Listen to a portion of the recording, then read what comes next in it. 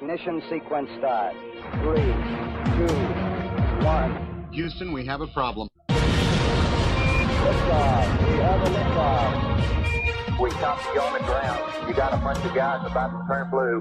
What you're seeing here is a mirage.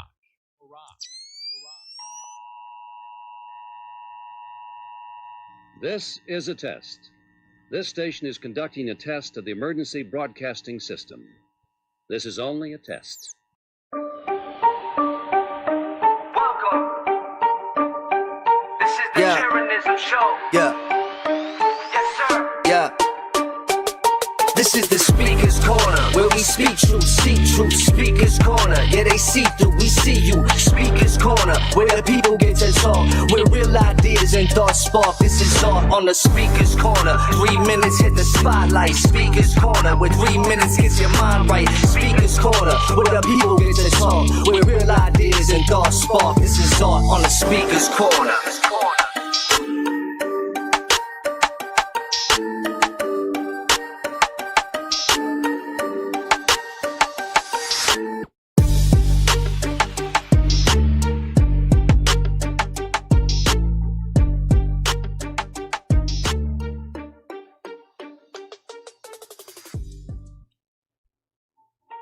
Welcome one, welcome all. It is time for another Speaker's Corner. What say you? What do we got going on? We've got a long show for you, the April edition of Speaker's Corner. It is here, it is live, where the people get to talk. That is you, not I. I actually get an off day, kind of.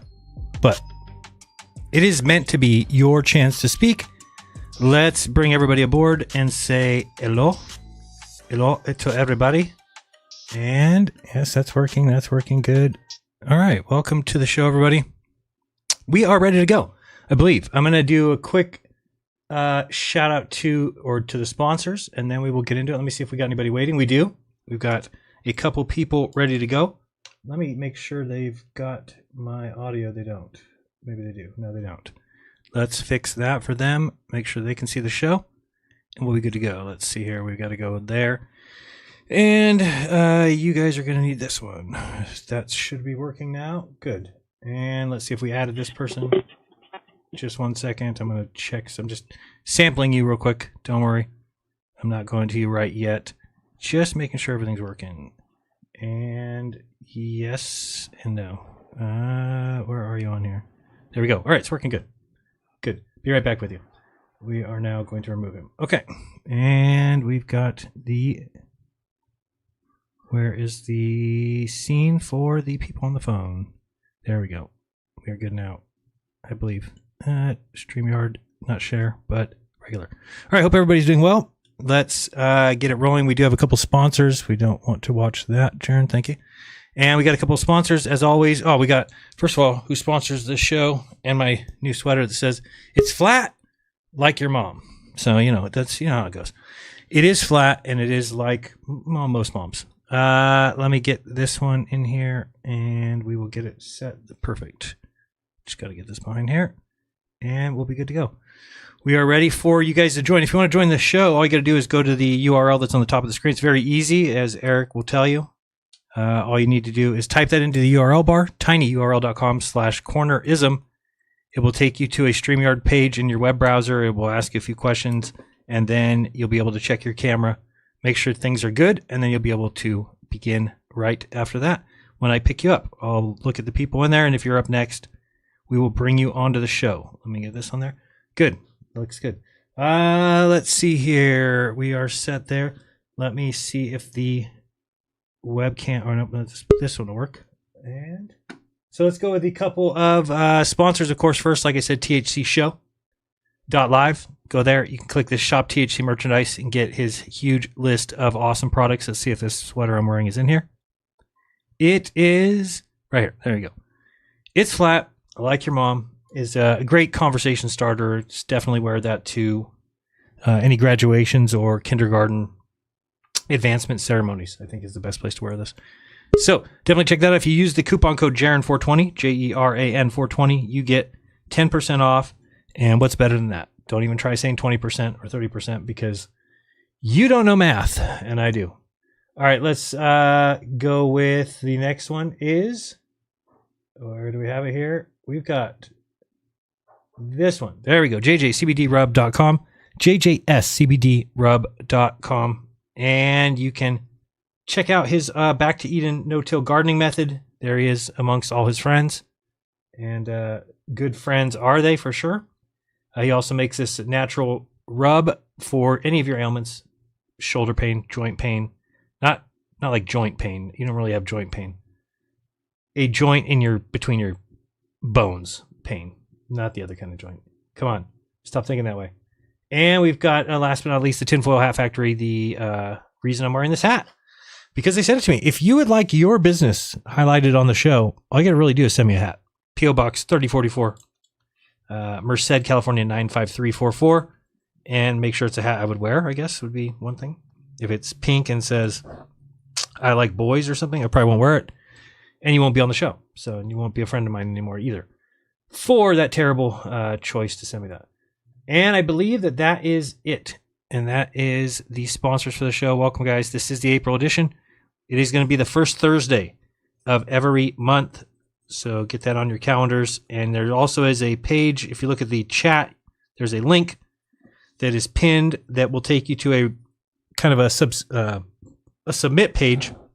If you have something you want to say, but you don't want to come on live, you're afraid to come on live, you get nervous, or maybe you got to work today, whatever the reason might be, you can submit your 4-minute piece and we will play it for everybody.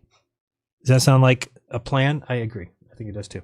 All right, let's see who's first out of the box. It looks like we've got Flat Smack Flurf Bear, or Flurfer.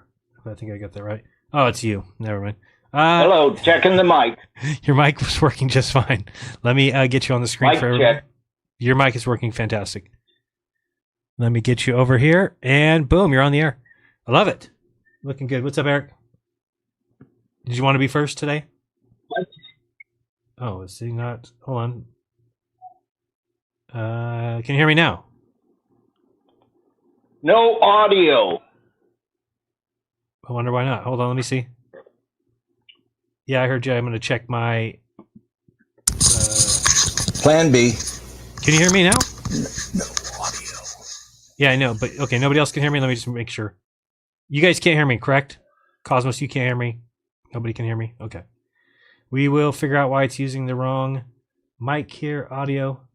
This is the wrong one. What is this thing? Use my blue mic. Thank you. There it is. Now they can hear me. And that should be good. Let's see now. I don't know why it's using that mic. It doesn't even exist. Now do you hear me? I got you now. Ah, welcome to the show. We'll get it figured out eventually. It picked a mic that I don't use. I don't know. Never even heard of it. What's up, Eric? How are you? Where are we at? We just brought you on the show. Welcome. How are you? Okay. Say clock start. Okay, I'll start the clock here in a second. I was asking how you were first, just make sure everything's good. Oh, good. I'm doing great. It's a good day Fantastic. because I'm on Speaker's Corner where people can get to talk. Exactly. All right, I'm going to start your clock. You are ready to go. When you start talking, I will begin. And there's some people in the studio chat. Maybe somebody's in a hurry. You better check that. I'm not sure. Number one. We just go through them in order. Yeah, you already mentioned this, but I got to tell the audience this is really easy to do and it's a lot of fun. You don't even have to have a topic. You can just get on here and admire Flat Smack Flurf and tell Jaron what a great guy he is. Yes. Please do that. So there's a link in the description, or you can just type it into a fresh tab, go to the StreamYard Cornerism. So everybody give it a second thought. See if you can get in here. I agree. Keep it going. I think that they should come on just to say hi at least. Just keep the guests moving, and we try and keep it at 4 minutes. At the end of 4 minutes, I'm going to boot you, so try not to be upset. Right. So moving along, I want to repeat something I heard Dave Weiss saying on a stream. Let me have that penny. What? Let me have that penny. Oh, no, wasn't it? Sorry. Thought you were repeating something you said you heard him say. I must have. Yeah, I'm about to. Oh, okay. Oh, that penny. Yeah. I didn't hear that, but I'm sure I know he said that. Right. Thank you. So he wants folks with the subscription to fill out their profile with their activities, their interests, and other relevant information. If you got service you can do for other flat earthers, we're trying to build a flat world, and this is a way to do it. So, folks, pay attention to the Flat Earth Sun, Moon, and Zodiac Clock app and fill out your profile and get acquainted with other flat earthers in your area. It's real helpful. Definitely a good idea. And then I want to mention something I heard a guy say on Crumb's stream. Maybe you heard it, or maybe you know the guy. His name is Eddie, and his screen name is Don't Ask Questions. Okay. Do you know the guy? Doesn't sound familiar. Okay. Well, he was telling the crowd a couple of days ago that he's got a method for flat smacking. He gets 70% positive results from people, and it's pretty specific. I hope you can get it from him sometime. Okay. But I'll just mention what I remember he said was that when he engages with somebody, he starts out real slow, admits he's a flat earther, and if they want to talk, they'll ask a little question or something, and then before he starts in on the pitch, he says, let's find out if we're on the same page here. And he starts asking them the simple questions about size of the circumference and the speed of the rotation and the rest of the speeds. He pins them down till he finds out that they realize they don't know anything about their flat earth, their globe earth model. Right. And he's got a real good technique. Crum said it's excellent. So I haven't seen his demos yet. I just heard him describe it. And I want to mention it to folks so they can be thinking about it. It's probably going to turn into a thing. And he says it's 70% effective getting people to really think about flat earth. So once they admit they don't know anything about what they're talking about, then he hits them with the simple stuff that might get them, like flat, water lays flat, or the easy stuff that people pick up on. And he mentioned 2-3 others. I mentioned one of the items I like to give folks is everybody's been on an airplane, and when it takes off, they know they're going up, and when it gets where it's going altitude, they know they're going level, and when it gets ready to land, they know they're going down, and they never feel it curving from the landing, from the takeoff to the landing. They feel it straight and level. That's one I like to help people think about, because they all have that experience. And I mean, you're into your minute extra courtesy for being number one, just so you know. Oh, okay. Well, that's it. I pretty much said it right. Yeah, I think so. And then where can they find this other guy? You said that it's on Crumb Show. Which show is that, recently? Well, it's a recent. It's what's the name of that stream? He's got a name for that stream. I can't remember. It's He was research flat Earth. He was doing it was titled "Don't Ask Questions About Flat Earth," right, as a joke, and then he had a panel on Zoom afterwards, and it was Run, Boston Bear, Lowry, me, and then later 2-3 others came in. One of them was Eddie. It's near the end of that stream. Okay.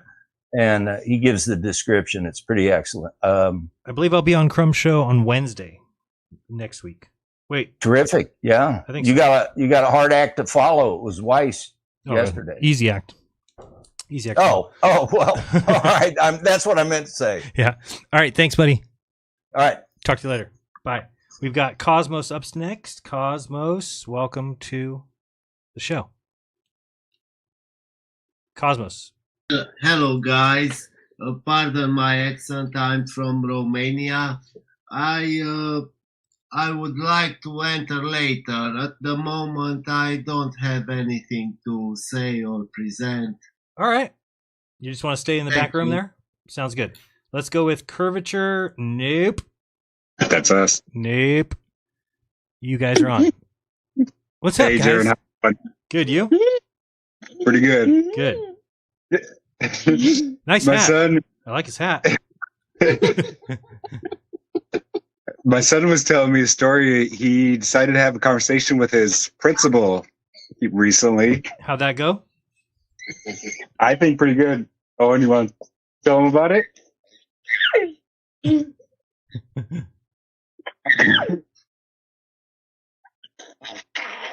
like your hat, buddy. Come on. You'll be all right. You gonna tell Jaron about your conversation with the principal? I want to hear about it. Everybody in my school believes the earth is flat. Everybody in your school does? Yeah. Well, they're pretty smart kids, huh?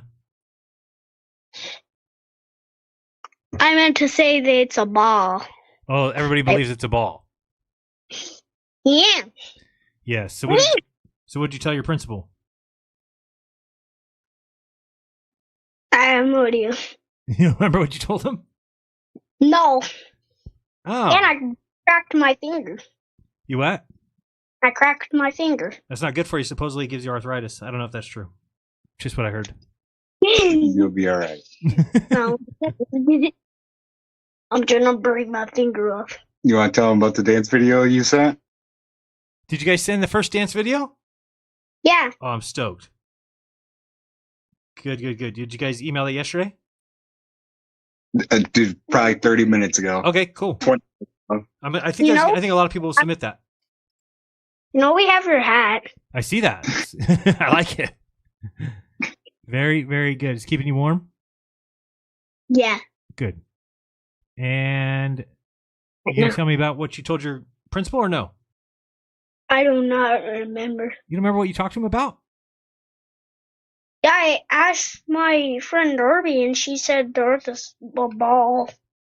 Yeah, some people think that. Some people think that we're in outer space and flying around and spinning around, stuff like that. And some people don't. So, luckily, you're free to believe what you want.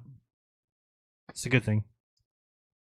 So you can believe what everybody else believes, or you can believe what you want to believe. Believe your own thing. Thank you for the All time. right, he got it now. But yeah, he got the video sent over to you here. Hopefully that helps you with that outro. Awesome, thank you. What did you send, just so I have an idea? Your Telegram. It was a video. I played song from the podcast last night. I just added the background, and he was dancing to it. Sweet. Looking forward to it. We'll put him up there soon. Did you see my thumb? I do see your thumb, yes. I did see it. You have two of them, believe it or not. Did you all right, and I will get you up on put you up there probably first. I didn't get any yesterday. So all right, hopefully it'll help out. Thank you, appreciate it. You guys have anything else? You know we have 1 minute. Oh, you can see the clock. Very good. Yeah, it's 45 seconds. I do like your name, Curvature Nope. It's a good one. As I say, you can find me. I float around on TikTok. I try to just get different content put up on the account, get it out to people. I'm obviously shadow banned now, but hey, still get it out welcome to who the I team. can. Because things that are generally just really false, what you want to do is you want to put notes all over them on YouTube. You want to make sure that you shadow ban them, that you restrict people from getting that information. Makes a lot of sense, doesn't it? Or is that what you would do when something is true that you don't want people to believe? I wonder which one it is. 20 seconds left. 5 seconds. 4 seconds. 3 seconds. 2 seconds. You're out. Thanks, Curvature Nope. Let's go with David Sanch in the house. David Sanch. Is it Sanch or Sanch? What do you want to be? I don't know how you want me to pronounce that. David Sanch. What's up? Can you hear me? Sanch, I hear you great. How are you, my friend? Good. How you doing? Well, thank you. Thank you for sending me those podcasts. Good. I always enjoy a little listen when I'm doing nothing. Oh, you listen to them? Sometimes. I mean, that one wasn't bad yesterday, but I couldn't believe that guy from the Crucible was on that show, to be honest with you. Yeah, that was the first time I ever seen him, actually. Oh, he's like he runs with Jim Bob and all those guys. He does like a debate. Oh shit! I didn't know he was associated with Jim Bob. Damn, that makes me not like him anymore. They do a debate show called The Crucible. Okay, because yeah, he really did come off as like a Trinitarian, so I'm like, that kind of sucks about him. But everything else he was saying seemed pretty good. Like trying to get like society. I mean, he made a lot of good points, right? Going at those guys, saying, why, 50 women before you're married isn't necessarily. I'm gonna start your clock. Isn't necessarily a great thing. Right. So yeah, it was a good show. Yeah, it was. So there is a lot of talk about Jesus, like in the flat Earth, like sphere right now. There is. Yes. Did you watch Whitson and Adam Green? Yeah, I did. Okay. One proof I never hear of Jesus's existence is there's a document that mentions Pontius Pilate and how he sentenced Jesus to death. It's by Tacitus, I think is how you pronounce it. He was like a Roman senator, and he like wrote like 30 different books all about Tiberius's reign and Nero's reign, which is like the next emperor. Mm-hmm. And I never ever hear anyone say that that's a proof of Jesus's existence, and that's actually a non-Christian source proof. It's from the Roman Empire itself. Yes, I'll look into it. I don't know for sure. I mean, I guess the idea of whether he existed or not isn't really that important. I mean, to me at least, it's like I guess the real thing that people would want to know is, was he God and should he be worshipped or not, right? I mean, I get that it's maybe they still have contention about whether or not he even existed, but I don't think you can prove that. You keep saying the word proof. I'm not really sure that that's possible, to be honest with you. You cannot prove anything from history. History is not a science. History is not logic. It's not something that you can hold on to or anything, because again, let's say that we do find out that, yeah, Tacitus did write about him. Well, when was the most recent writing done? And then they'll say, oh, it was rewritten in 1600. So it comes into, well, was it written in 1600? So these are the things where it's tough to say anything in history can be proven. I don't think you could prove George Washington existed, to be honest with you. Yeah, so I mean, documents is all we can basically go off, I think, and besides like physical structures like buildings and things like that. Sure. And if you have documents from like multitudes of different people that come from different backgrounds and like religions, ethnicities, everything, I guess that's the closest you're going to get, and they do have that with Jesus. Yeah, it's probably the closest you're going to get. Is that different areas all kind of referring to the same guy? I guess why most people would say, and if you talk to Adam Green, he would say there's not enough writings around the time of his being here, right? So there's like not a lot of writing. I mean, you could talk about the Gospels or stuff that came around a couple 10, 20, 30, 40, 50 years after.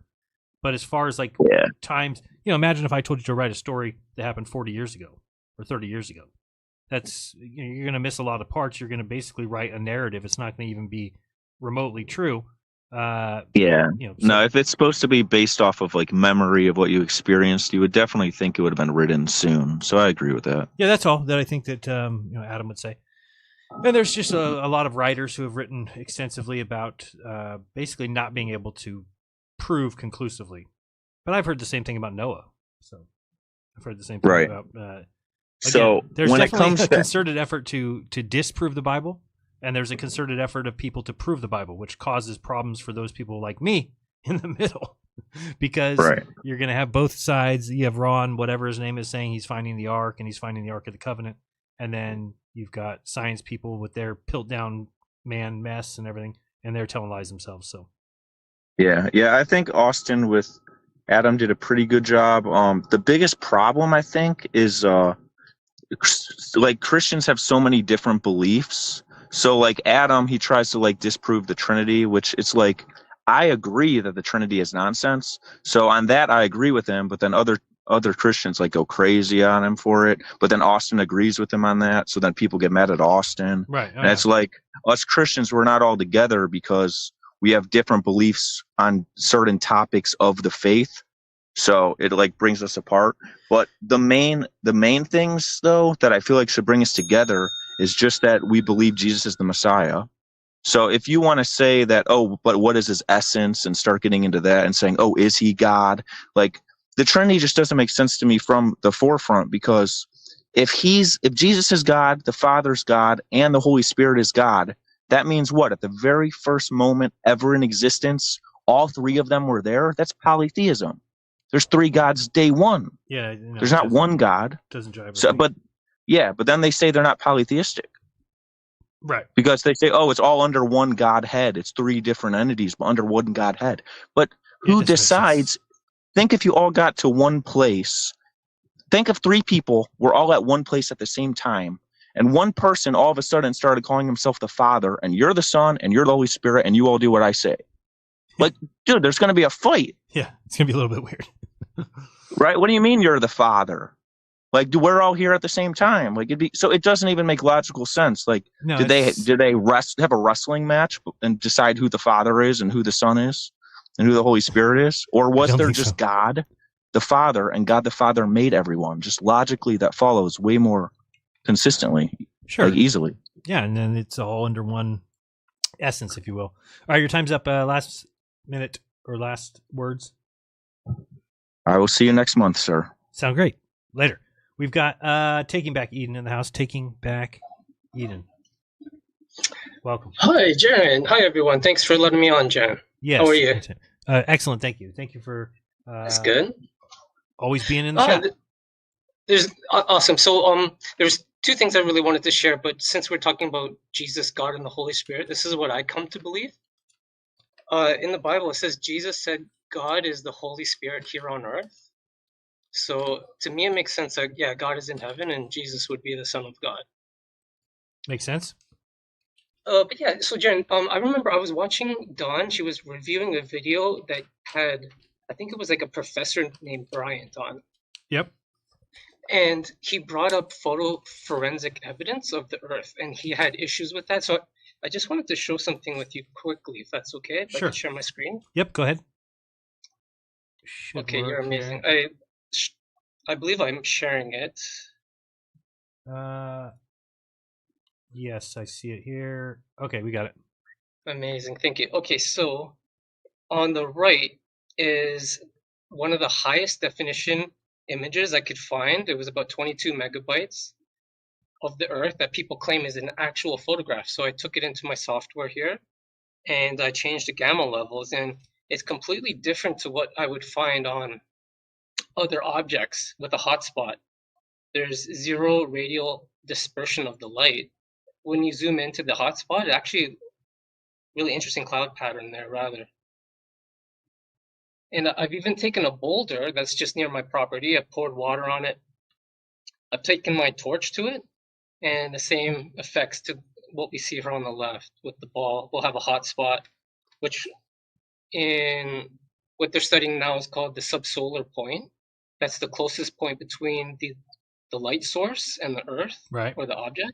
And then, yeah, you would have radial dispersion or higher levels of UV light because it's a direct path.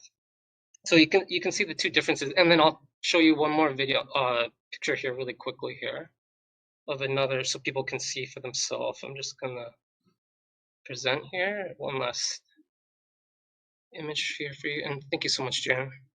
Yep. You're sharing screen? Okay, I'm just going to select the option here right now. Okay. Thank you. Okay, got it. Go ahead. Oh, you're amazing. Okay, so the top two are from the supposed ISS. So I believe they've added curvature here, but again, I've taken the image, reduced the gamma, and you can see an actual hotspot. And below is a photograph of the Philippines, which is along the equator, and it has a similar hotspot as what we would find on a local sun or like a local light source. So I was just trying to show people that the photos that they claim that are actual photographs of Earth don't actually seem to match up to reality or other corroborating photos. You know what I mean? Yeah. So what are you showing here, though? I guess I got the other one, but this one here, because there looks like a hotspot on both. So yeah. So the top two are from the ISS. Okay. And I just supposedly took it in. Yeah. And below is an actual photograph of someone using photographic film. Okay. I think the camera was a Sony, and this is of the Philippines. So this is something I found of when I searched up Google for a local hotspot or sunspots. And yeah. So this is completely different to what we'll find when we take an actual photograph of Earth. There's no local hotspot. So we should have one. Well, I mean, but hold on. I just if you're talking about the picture in the upper right, see how there's that little spot underneath it? Well, then the picture that's right below that is kind of the same thing. It's just That's what and then we don't see this sort of artifact or evidence when we look at the NASA photos. When I take the image in, so it's completely. I don't see any sort of coherent or similarities. So if Globers want to find something, if they want to go on a witch hunt, why don't you go for this one? Find me a video of an astronaut going to the window there at the cupola at night. Okay, they've been up there 21 years. So if I ask for you to show me an astronaut going to the window of the cupola to look out of it at night, that should be easy to find. But will anybody ever admit that they couldn't find it? No, they'll just disappear and call me some sort of a grifter or something. No, you're a hero. Thank you, Jen. Any final words? There's one more thing I'll present next month, hopefully. But I just want to thank you again. You're a true 5-star general. Hey, thank you. We got your back. I appreciate it. Thank you, Jen. Much love. Later. All right. We've got next. I don't know if this is working. Oh, no. Who could that be? Any idea who that might be? Ladies and gentlemen, it's Brenda. Brenda, welcome to the show. Good evening, Jaron. Oh, you're not on camera. It's too bad. Yeah, good evening. Good evening. Hello, how are you? You got any predictions for the upcoming eclipse here on the 8th? Predictions? Yeah, can you predict when it's going to take place? Sure, whenever they say. Oh, you mean the globe model? Well, the Soros cycle, yeah. Yeah. We don't use the Soros cycle, but that's what they use to predict it. But okay. No, it's not. Oh. It's not. You can use a simple script written in Python to predict it. Okay, so then you don't need the heliocentric model, do you? Yeah. Well, no, it's based on the model. So any how do you know flat that? Earth? How do you know it's based on the model? Any flat. Why don't you answer the question? I don't know why it's a hard one to answer. I didn't hear you. Why? I was trying to say something. Do you know it's predicted on that model? Why do I know? You said you can write a simple script to it. I'm just asking, how do you know that the script that's being written isn't just a cyclic script? The eclipses happen on a known cycle, correct? Yes, but predicting them to the second and to the point where they're going to be is not something any flat earther has ever done. So do you have a prediction of when the next solar eclipse will happen based on the flat earth model? No, but whoever does do these predictions, do they get paid for it? I don't know. Oh, well, probably, right? So, I mean, if you pay me to do it, then I will gladly come up with. Well, I'll gladly come up with it for you if you pay me. Right. So they're probably a professor somewhere, or actually, lots of people can just do it themselves. Yeah, I'm sure that happens a lot. Based on the mathematical model of heliocentrism. Sure, that happens all the time. Yeah, it's easy to do. Yeah, it's easy. I mean, you're like Red's Rhetoric. Red's Rhetoric can do the three body problem's hard, but Red's Rhetoric can do the 75 moons of Saturn in an afternoon. Yeah, you can. Mm-hmm.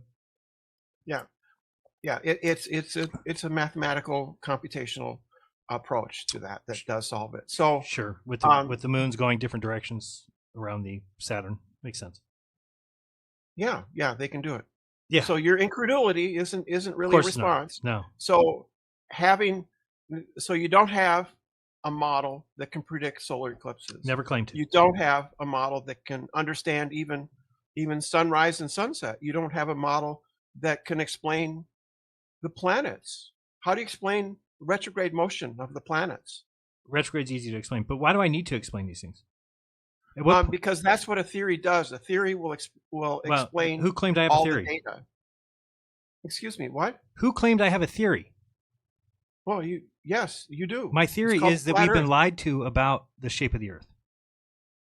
No, but you have a theory. It's called the flat Earth. It's called that we've been lied to about the shape of the Earth, and since people go around saying that anybody who believes in flat Earth is an idiot, is dumb, and it's the oldest, most ancient belief of all, and then you go look into it, and it's not quite as dumb as you would have thought, that makes me question why would they be teaching that?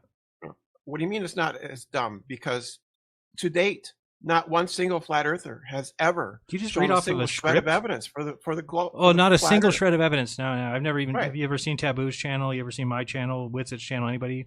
Are you even Yeah, awake? yeah. Are I you alert? humiliated Twitsit the last time I spoke. to him. Humiliated, I'm sure. Yeah. Yes, I humiliated Dave, Sovereign Soul. I humiliated him. Oh, I've heard some of those conversations. Really humiliating. Yeah. So I mean, you don't get anything. I know because How many you think how many inches of curvature is there in 3 miles? it does. I don't care. Right. Exactly. So the point, I just don't. I'm just no, not it's because you're not smart enough to get it. So you give your smarts to somebody else. You want somebody else to give you all the answers. Not playing your game. Shut up. You don't want somebody to answer. You want somebody else to give you all the answers. So when flat Earth comes around, you're like, give me all the answers. We're like, we don't have them all. You're like, haha. Then I'll stick with the lie. So enjoy the lie. No, it's not a lie. You have to prove that it's a lie. That's your claim. Oh, prove it's a lie. And you Okay. have no proof that it's a lie. Okay, it's the You have people no making the proof that the claim Earth is that we're flat. flying around 1.2 million miles per hour. They have the burden of proof, not me. So all you have is incredulity. No, I just told you that they have the burden of proof and they have not done a sufficient job of proving it. How come when Stephen Hawking was given the job of proving it, he had to fake it? How come Nat Geo had to fake it? Tell me that. He didn't make that film. He didn't make that film. Was he a part of it? guest on Was he a part of it? He didn't make it. Was it did called Stephen Hawking's Genius? Did he make the film? I don't know who made it. Right. He didn't make the film, did he? So he's But so you dumb. Need to smear. So you he's need so to dumb. Smear a dead man. You need to smear a dead man. Doesn't matter if he's dead You or know, alive. that's- You're telling me that he's so dumb that he let them put his name on some documentary that he was going to fake, or they were going to fake evidence on? You need to smear a dead man. No, I'm right? not smearing a dead man. I'll admit that their videos are not scientific evidence at all. Right, but do they come across that way? That doesn't mean Do they pretend to be? I mean, I don't care about. I'm not saying it means that the Earth is flat. Wake up. right. Listen to what I'm it saying. It doesn't mean that the globe is false either. No, but does it mean that there's a problem Right. if you guys have now had all these chances to prove it and you can't do it? Oh, we can. Oh, We well, have. I would many think times. so. You Why just go nuh-uh. So then why wouldn't Stephen Hawking doing it if it's so easy? It's so easy, everybody could do it. Why not? It was a documentary, Right. and they didn't bother to do scientific experiments. So instead, they used trick photography to input a helicopter If you say behind a so. wall of water. If you say so, I don't know. Oh, neither do I. I wasn't there, so I don't know. Do you know it's right? fake? I think that if they faked it, that doesn't mean that the Earth is not a globe, But what would it mean? Why would they fake it? right? That's the fallacy, isn't it? No, it's not, because I'm not using Yes, that. it is. I'm not using that. If I said proof that the Earth is flat is this, that's different. I'm just asking you, what does it mean? What does it mean if to get it across to millions of people? Imagine this: you're scientific. Let's just pretend, and you've got two choices. You get a video. You're supposed to do this test, and you say, I could A, do it and prove it and show it, or B, fake it. And if the person chooses B, what would be the possible rationale for that? They were lazy. Yeah, but they actually went and input a helicopter. Yeah. They were at the location. The helicopter took off with people inside of it, and then later they input so they wasn't. They were so lazy that they what? Yeah. During Yeah, editing? they were lazy. Oh boy. They were lazy. Okay. They were there. They were there with the helicopter, and the helicopter was flying in the sky. So why wouldn't they just tell it to go hide behind the water? I don't know. I wasn't there. Well, so we've been trying to reach them, and they don't get back to us. So I wonder why. So yeah, because they don't care. Of course they don't care. because- Yeah, of course they don't care. course They not. just lie. Why would they care? No, you don't. You have to show that they lied. You have 30 seconds. Go ahead. Yeah, you have to show these things. Words don't make things true. I just told you that have they the lied. burden They of proof. faked it. That is a Right. lie. No, it's not. Oh my goodness. Right?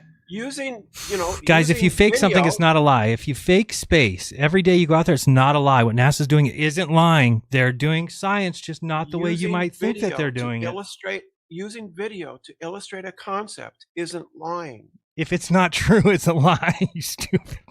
You have to show that it's not true. I have shown it's not. There's No, nobody you who's argued with haven't. that. There's nobody who argues with that. You've simply shown that they used video techniques, right? They didn't do a proper scientific experiment. That's not the same as lying. right? You know what a newspaper will do to illustrate a story, right? They'll they lie. go into the file. No, they go into a file cabinet. They pull out a They'll stock lie. photo Oh. and they put it on the newspaper next to the body of the text. Right? was That's so- not lying. They Right? didn't use trick photography to make it look like they pretended to do a helicopter experiment. That's what the newspaper didn't do. Yeah, I think it was counterproductive. Thank you for saying that. Wow, welcome to the show. Yeah. Yeah. Well, I agree with Ruif on it, but that doesn't mean that the Earth isn't a globe. You have to prove that. You have the positive burden. And to date, not one single flat earther has defeated me in a debate. Not one single flat earther. You know, I'm sort of drumming this up. I'm drumming this up a little. Sorry, guys. I'm drumming this up so that people will do your debate thing so they can debate. Not one single flat earther has ever managed to demonstrate that the Earth is flat. Mm-hmm. No.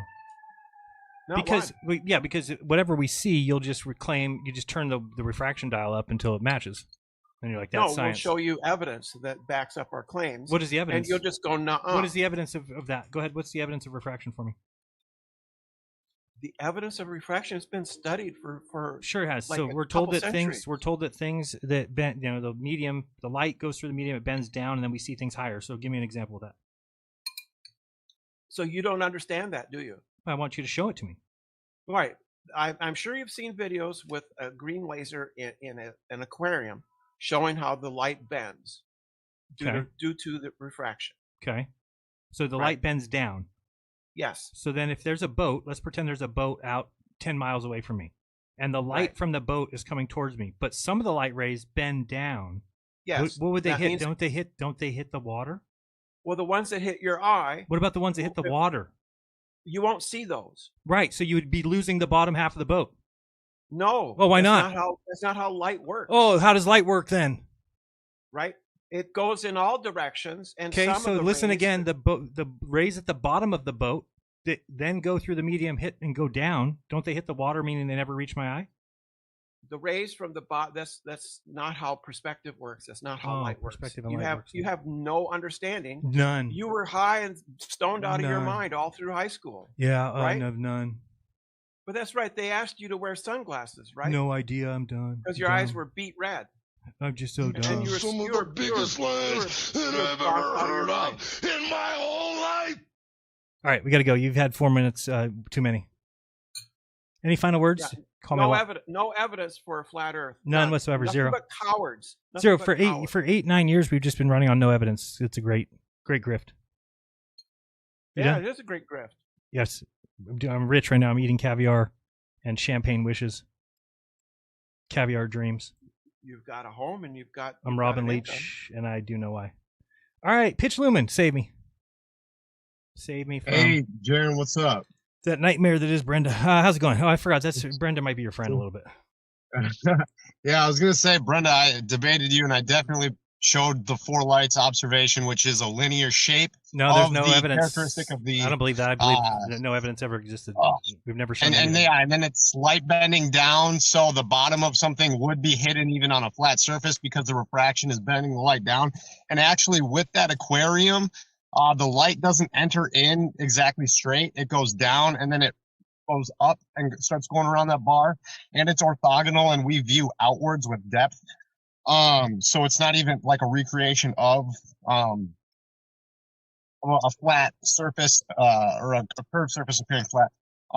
By the way, I have an echo on my end. Is that coming through on your side at all? I don't hear that. No, we don't hear an echo over here. But Okay, then I'll leave it be. Real quick, I wanted to say something. but About that. So you said, so here's what you said: light bending down. If it hits a denser medium, it bends down, and we see it higher. Is that what they say? Yeah, it would lift the image. Okay. So that would mean if you were then shining a light from a non-medium or a let's say a vacuum into a more dense medium, if you're going the other direction, then you would have to see it lower, right? If you were going the well, I guess what I'm trying to say is they keep showing this fish tank, and the fish tank is we're looking at the fish tank from the outside of the fish tank, but the correct way to look at it would be we are in the fish tank. Yeah, that's using that fish tank. There's the medium of the air that the laser first goes in. Right. There's the medium of the aquarium, which is a very much more dense medium than the air. And then the sugar water itself also is a very dense medium, not like air. But maybe there might be a claim that using a certain density, I don't know if they scaled it to match the air, but you might try to use a denser medium to simulate a shorter distance. And get the same refractive effect over a short range as you would a long range. But I think part of it too is like if you have a curve, if the Earth was curved and you have an object over here, if the light is refracted down, because this light is going out tangent, if the light is refracted down, it would curve like this and then cause you to see it. But then I think on a flat Earth, you would have an object like this, and then the light would bend down, and so that would cause you to appear to miss the bottom and only see the top half that doesn't get bent down into the foreground. So I think yeah. Anyway, I wanted to bring up two things here that I've yet to find responses to or like have them answered.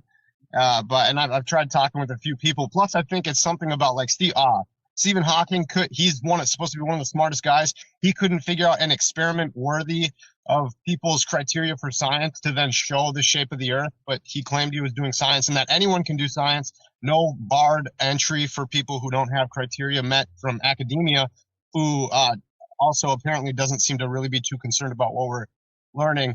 Plus, we have PhD geologists and things that are saying it's very hard to show the shape of the Earth, even out to 100 miles, the scale that we work on.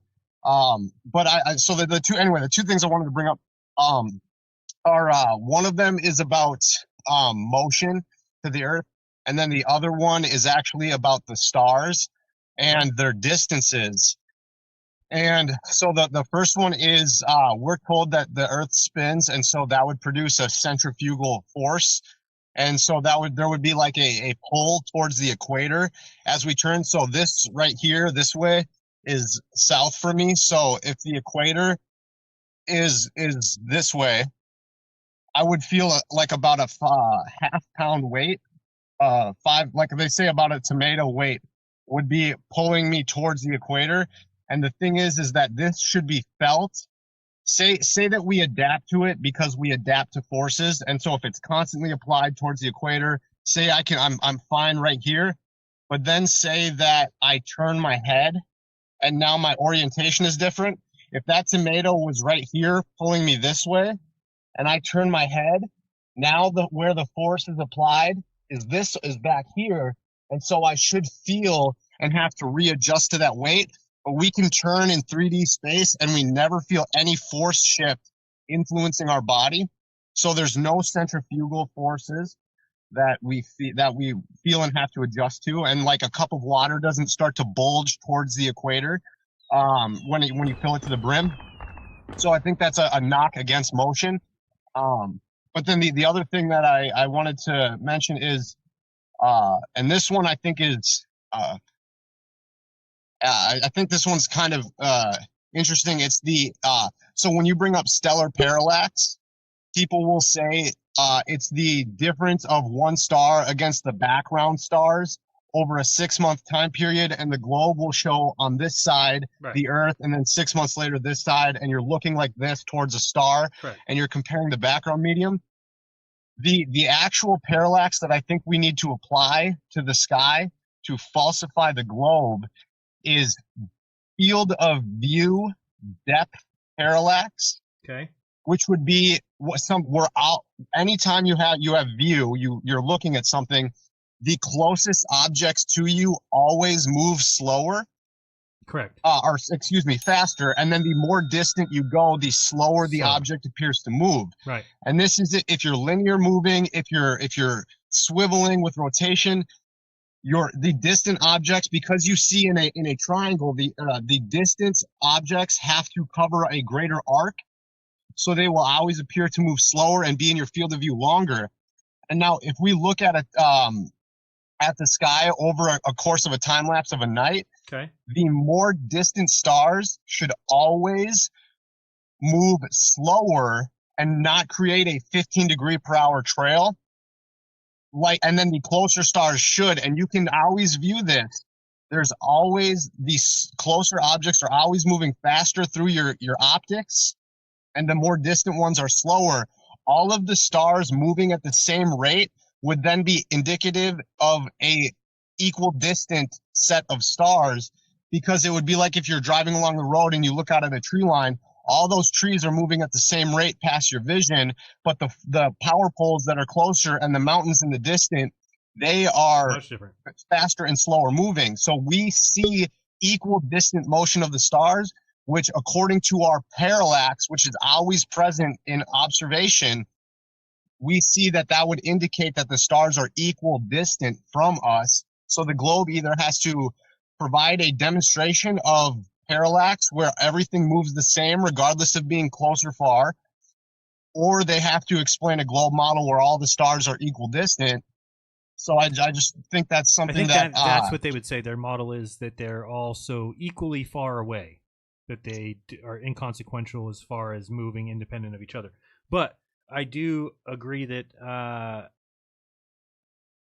when we see, yeah, like you said, the further ones away should have a slightly different movement. But you know they have a negative parallax, right? They know that they find negative parallax all the time, and they cancel it out.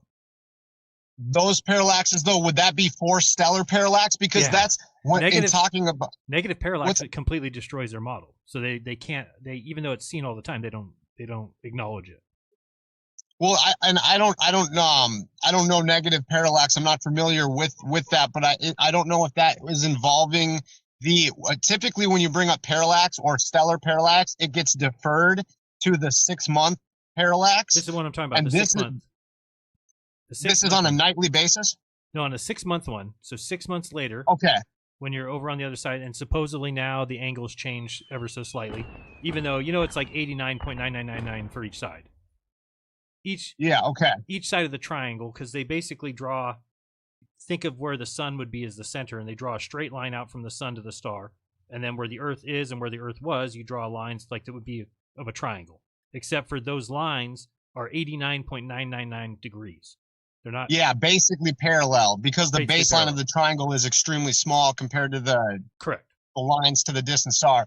But so sometimes a positive parallax would be we move over to the other side, and so you see it shift the one direction. But sometimes they get it and it shifts the other direction. So right. And that's this the parallax with the field of view is one that's on a nightly basis. It's always present. If you're looking out at a mountain range and tree line, and then you just apply that to the sky, they say that stars are very far away, but a very close star that's 4 light years away compared to one that's like 400 light years away, that's a 100 times further away star. So there should be a depth parallax. We always observe moving objects at closer, fast, further. So there should be a scale to represent the distance, even if they appear infinitely far away. Right, because even like you said, a 4 light years versus a 16 million light years, or something stupid like that. Like, some huge number. Yeah. Yeah, it's the that depth parallax has to be accounted for, and based on the observation of the sky and how the stars all move 15 degrees per hour. Thank you, Bob. That shows equal distance because they're all moving at the same rate and tracking at the same rate. And they should not, if there are variance in distance, should be variance in speed travel, basically. So I just wanted to throw those out there because I mean, anyone who's a pro globe, try for responding to those.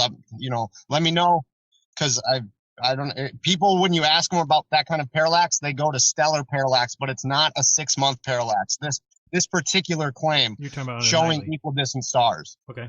So I will look into that. Yeah. It's field of view depth parallax. It's I don't know the terminology. I just am like it would be your field of view. You have parallax when you look at depth with depth perception, and then it would be applying that to the sky because those objects also have a distance from a moving observer as we supposedly rotate on the Earth. So there should be that same parallax that we see applied to mountains, trees, and poles should be applied to Proxima Centauri and very distant, lights in the sky, supposedly. And yeah, they should move differently. So Okay, good stuff. Yeah. Okay. Thanks for having me on, Jen. You're welcome. Later. That was Pitch Lumen. Check out his channel if you so dare. Let me see if we have a sound effect for this one here. I don't know what's going on here. Yes. It's Ruhif. Ruhif. Oh, hang on. It's in the middle of something. Oh, sorry. Do you need me to come back to you? That was your theme music, by the way. God save the Queen. Pitch Lumen. So Pitch. He talked about the centrifugal force. Yes, it does exist and it should exist. It's measurable, but a human would not be able to feel it. All it does, right? So you've got the gravity vector, which goes towards the center of the Earth, and then you've got the centrifugal vector, which is perpendicular to the axis of rotation. You combine those vectors, and you just get a very slightly different vector for your down. Cool. So you won't feel it's like 0.3%. And you don't think that that's peculiar as an atheist yourself? You don't find that peculiar that the gravity holding us to the Earth just so happens to be perfect, and then the centrifugal force throwing us off from the planet is perfect? Not a weird one for you. What do you mean perfect? Gravity's 9.8 and the centrifugal's like 0.03. So how do they balance out? What do you mean? So if we go go on, they subtract. No, so if we go on the what's that thing called? The Gravitron. You've been on that ride? Yeah. And it spins and throws not for you 30 years, but yeah, but it spins and throws you to the outside, right? Yep. Okay. So then, but there's a gravitational pull in the real world that's pulling us and keeping us on the Earth. They're just balanced perfect. What do you mean they're not balanced perfect? What do you mean balanced? Well, we're not perfect? squished to the ground and we're not flying away either. Right. But we're accelerating towards the ground. We have weight. Okay. We have weight, yes. Yeah. Yes, density. Yes, I get it. All right. I know. I'm not sure what you you think mean by that balanced gravity perfect. is? You think gravity is a pull from the center of the Earth? I get it. Yes. Yeah. I'm not sure what you mean by balanced perfectly. Like they're not. Gravity's 9.8 and centrifugal's maximum 0.03. So how is it that they have the same think, equation then? What do you mean? The equation for centrifugal and the equation for centripetal are the same. Oh, centrifugal and centripetal. Yeah, they're opposing. Centrifugal is what's called a pseudo force. Okay, but that's the force. One's going out, one's going in. Yeah, but centrifugal is not a real force. It's a. Which one's not real? The one pulling in or throwing us out? Centripetal, or the centripetal force we talk about is gravity. Right. The centrifugal force comes from rotation. So why does the centripetal force? Why is it the same equation as the centrifugal force if they don't balance?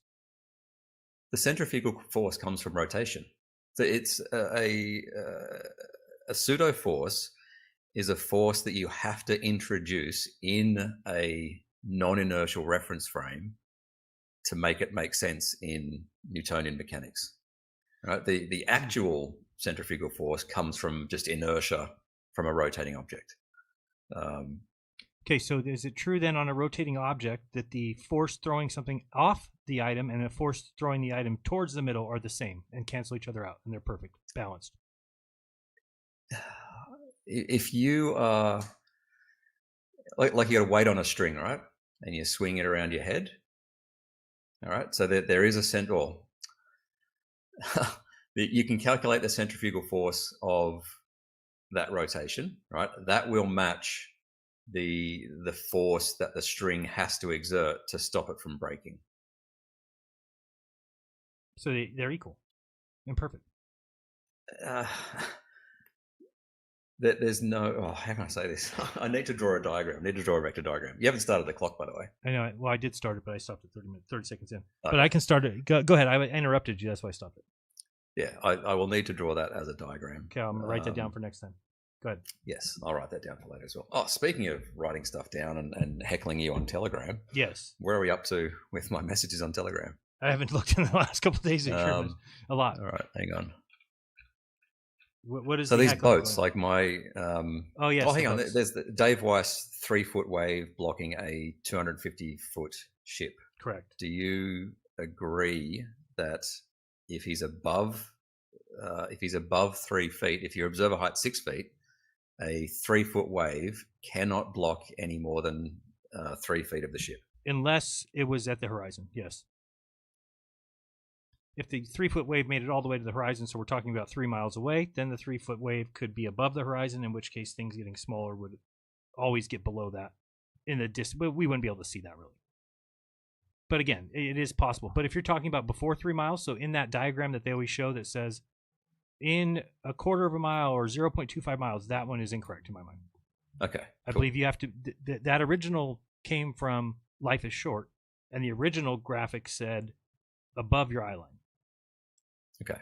Yeah, but it has to be above your eye level. But do you believe that the ocean is an average of 11 feet in waves?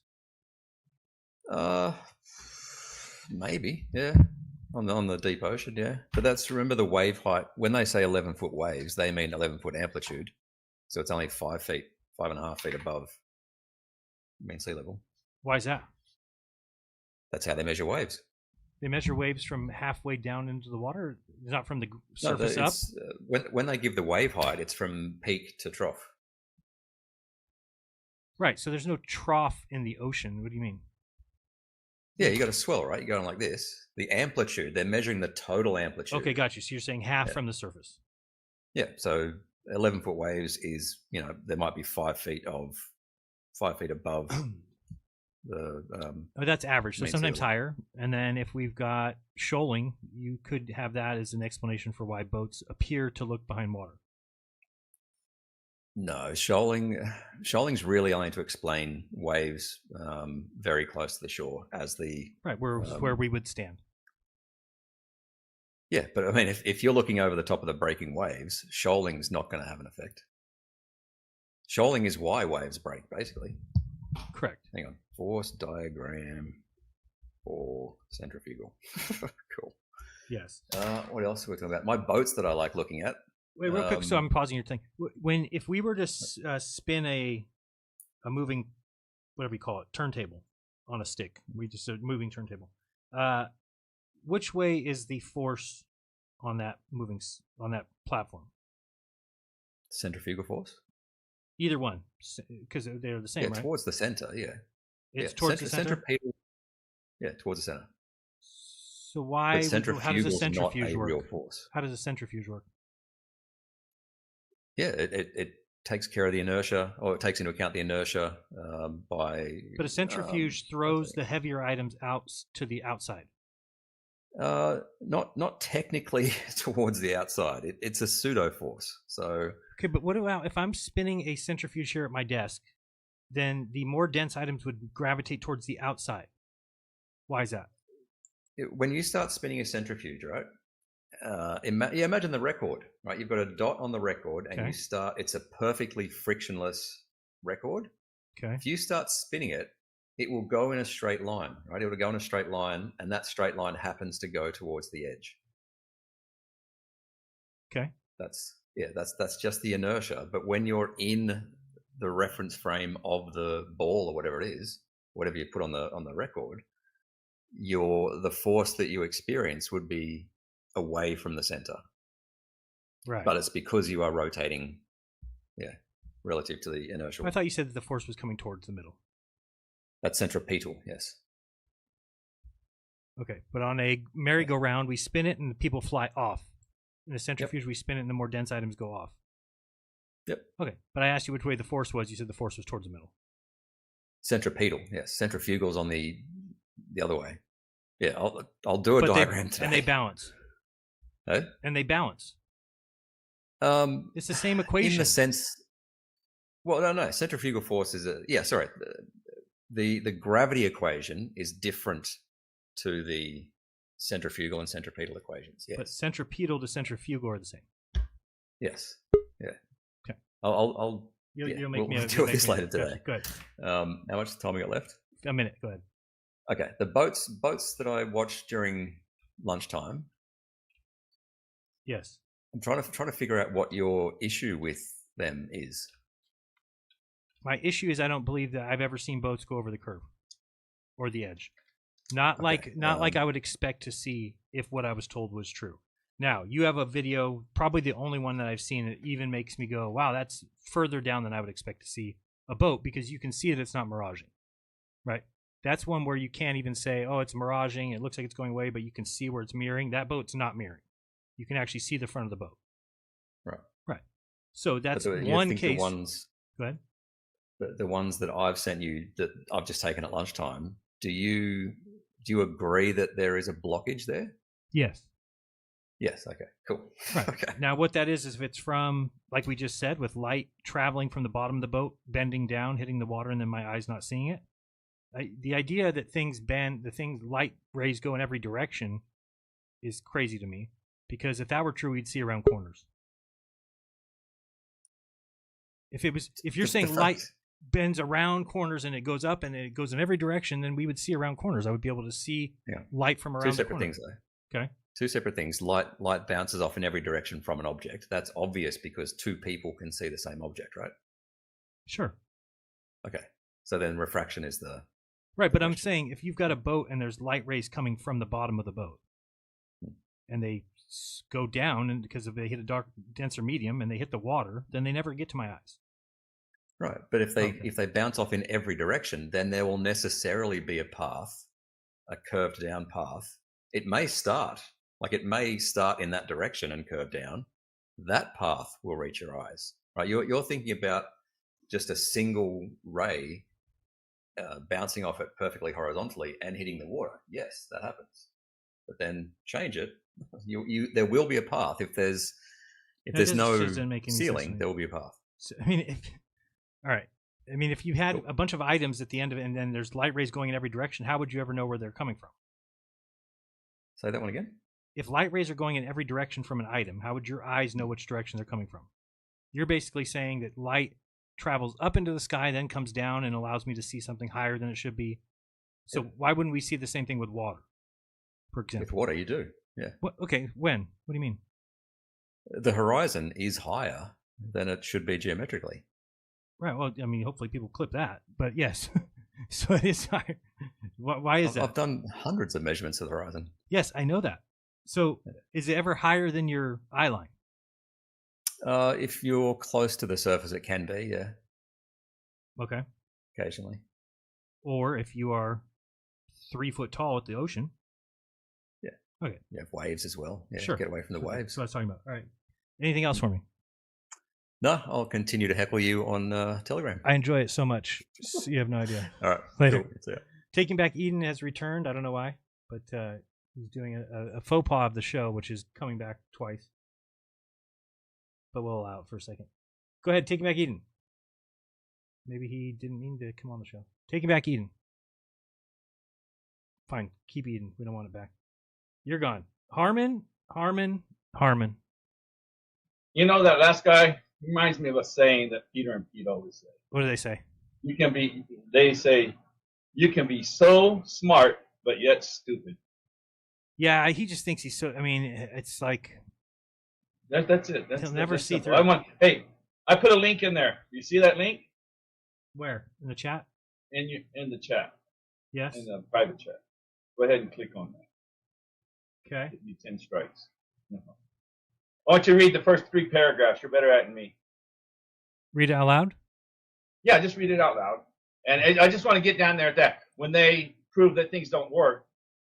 See, I typed in what I did. The story is, I knew I read about 6-7 years ago, which was 2017, that these scientists proved that. Of course, theoretical, there's no such thing as a theoretical scientist. You know that, right? Well, I found this out. Oxymoron, yes. Yeah, no, they don't have it. I tried looking it up, and no, it's just a theoretical theorist. They don't have theoretical theorist scientists. It doesn't go together. Okay. All right. They say there are some scientists who are theoretical theorists, but I had to look it up, and I kept trying to type it in the other way, and it kept just giving me this a theoretical theorist, right? Okay. I mean, of physicists.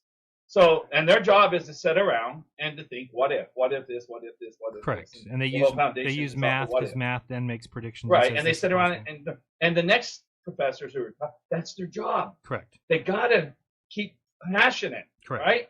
And so all the way up to today, they sit around their table and they have to discuss, or else they don't have a job. Correct. Of what if off a theory from the very beginning. And if they try and go too far back, they'll get removed from the science altogether. Right. Yeah. So this is what one guy did because they proved that Einstein's theory is wrong. Another theoretical theorist, because that's his job, right? Right. But they said, well, he just didn't know this, so they changed it, and now they call it an auxiliary theory to put inside the other theory. So read the first 3 paragraphs. That's all I want you to do. Okay. The universe is expanding, and Einstein's theory of gravity makes a definite prediction about how the expansion rate should change over time. It should decrease, since the gravitational attraction between all matter in the universe continually opposes the expansion. The first time this prediction was observationally tested, around 1998, it was found to be spectacularly in error. The expansion of the universe is accelerating, not decelerating, and the acceleration has been going on for about 6 billion years.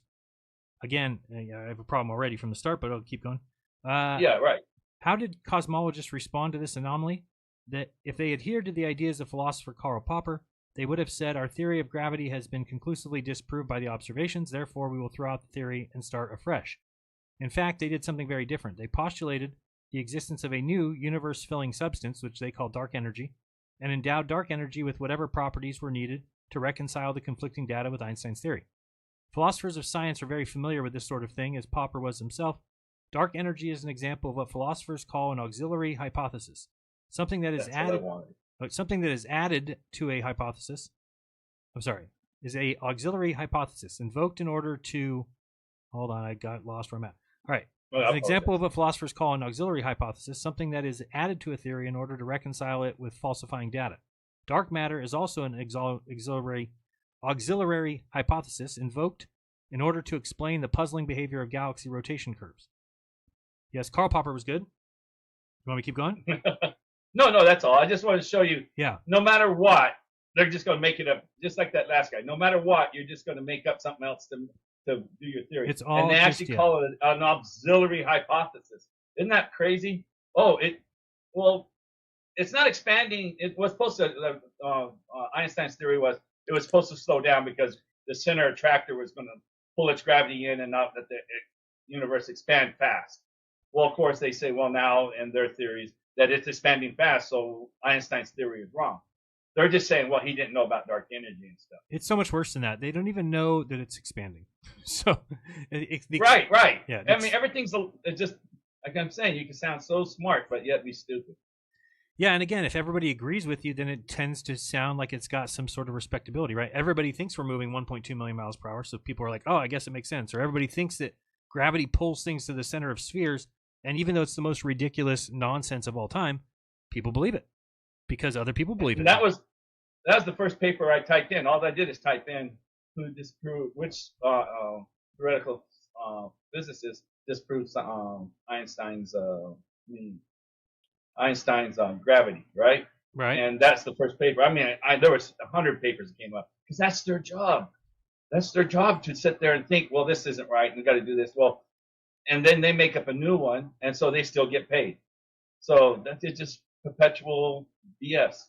Yeah, and it's. I'm trying to think of the guy's name. It's not Karl Popper. Who's the other guy that? I can't think of his name.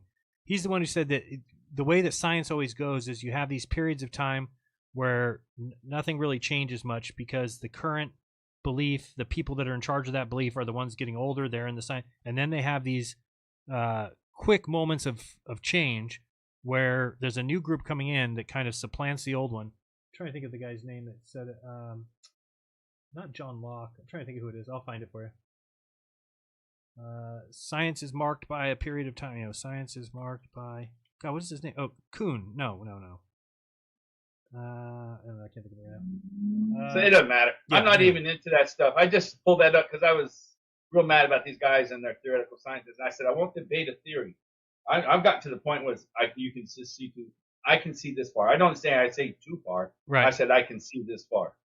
And, we went through that before. And it just, you can sit there and talk about all these other gobbledygook stuff. If you can't pass A, I don't even want to talk to you because I'm not going to debate a theory. What was Kuhn? I did get the right name. Was it Kuhn? Was right? Yeah, Kuhn. Did you like that little paper there? Yeah, it was good. I have it saved here. I'll check it out. Kuhn on changes in science. He just had a good outlook at it. Changes in science. I also talked to him, about photographic evidence, how that's going to go by the wayside pretty soon. He said Kuhn argued for an episodic model in which periods of conceptual continuity, where there is a cumulative progress, which Kuhn referred to as periods of normal science, were interrupted by periods of revolutionary science. The discovery of anomalies during revolutions in science leads to new paradigms. So basically, all these anomalies that we have with the current model are going to lead to a new model. It's just we're not there yet, supposedly. We'll see. I like how they use the word auxiliary. What got me was when they said auxiliary hypothesis.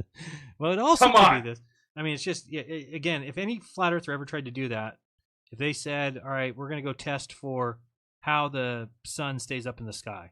And so we go out and we test and we find that there's nothing. We can't find anything that's responsible for that. And then we just say, okay, well, it's dark lift. And they're like, what? And I said, well, we auxiliary. My auxiliary hypothesis is that dark lift makes up 95% of the universe and it lifts the sun. And again, that's the equivalent of what they do. And then they run around talking like they've got some sort of facts or something that we're all supposed to adhere to, when it's just conjecture off some nonsense. Robot Polisher. Did you see his little video today? No, what did he do it on? He put it on a little teaser of, I guess, what's it supposed to debate somebody? Who? He's Someone on big, I guess. He's on Tinfoil Hat pretty soon. 16th, I There's think. someone that's going against. Was it Joe Rogan or anything like that? No, I don't think so. I've heard people saying that, but they're all a little confused. Well, he did a little teaser on it, instigating teaser on that. I'll have to check it out. It was only a 2-minute video. It wasn't big. I had no. Anyway, so I just want to say hello. When are we doing? I gotta do that $15 VIP. Is it? What's it called? VIP. Yes, VIP club. It's, yeah, I gotta do it a month.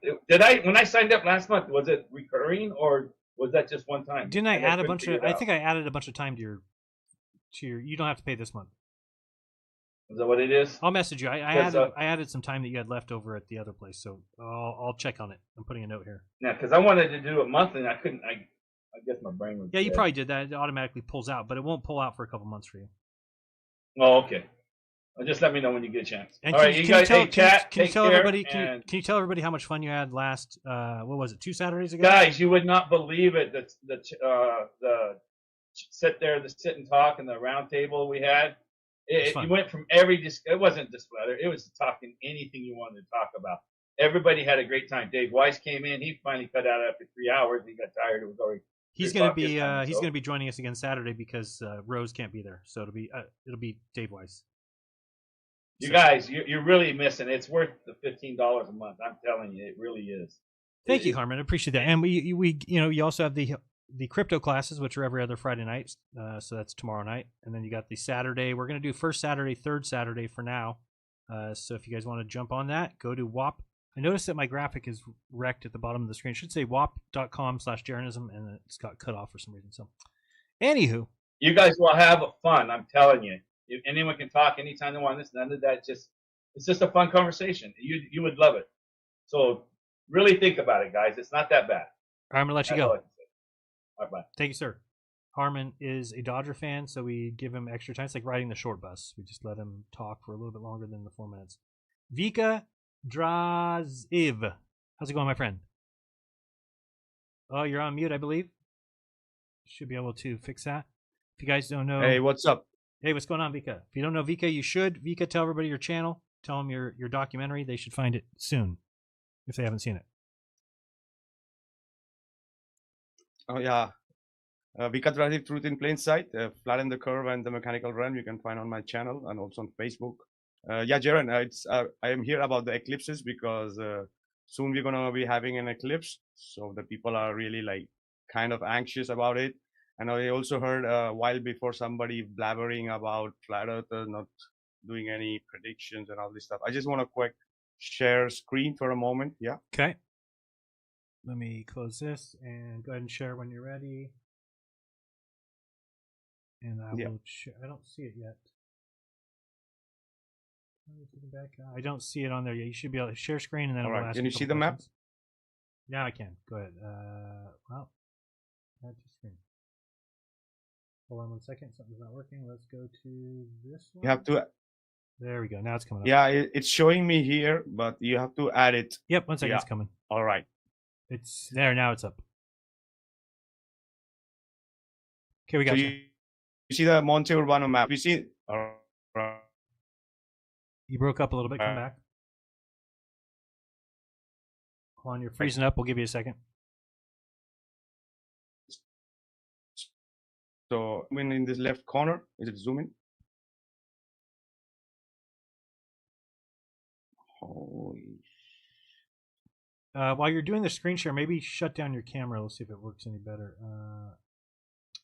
Maybe turn off your All camera. right, There you go. Yeah, try that. I'll shut down the camera. Okay, good. Go ahead. All right. So here in the corner we see it.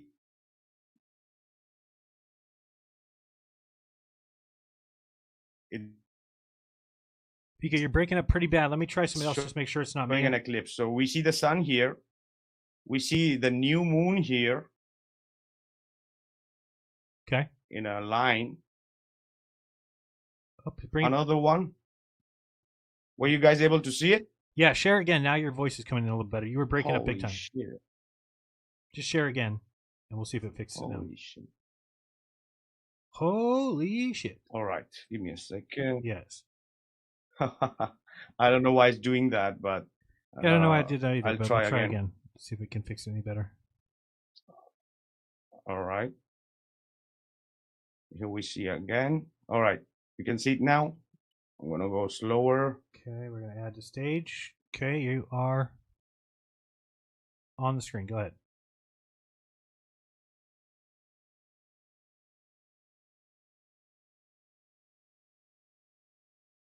Try and take me off the screen too. We'll go like that. How about now?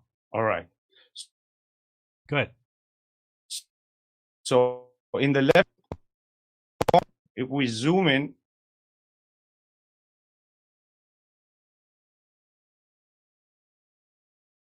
all right, and we see the Venus here, right? We see the three.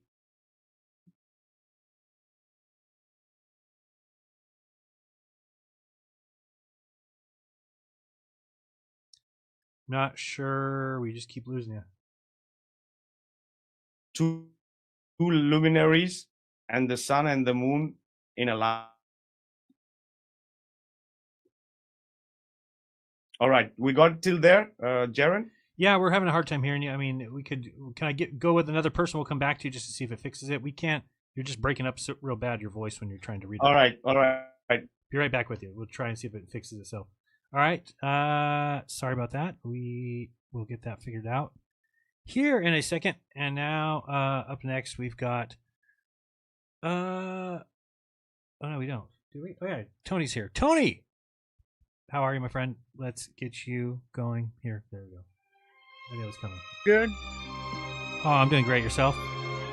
Yeah, perfect. Well, not perfect, life is what it is, but I'm still having a good time. Good. We're happy that you're having a good time. I'm trying to see why there's two. Okay, I got it now. All right, you're on the screen. Go ahead. What's up?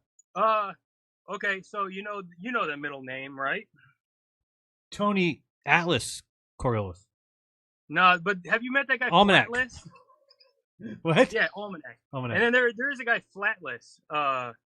He's a flat earther guy. Yes, I have. You've watched Kyle Adams did a bunch of interviews. The first one was Flatless. Okay. Yeah, his name's Boyd. Really cool dude.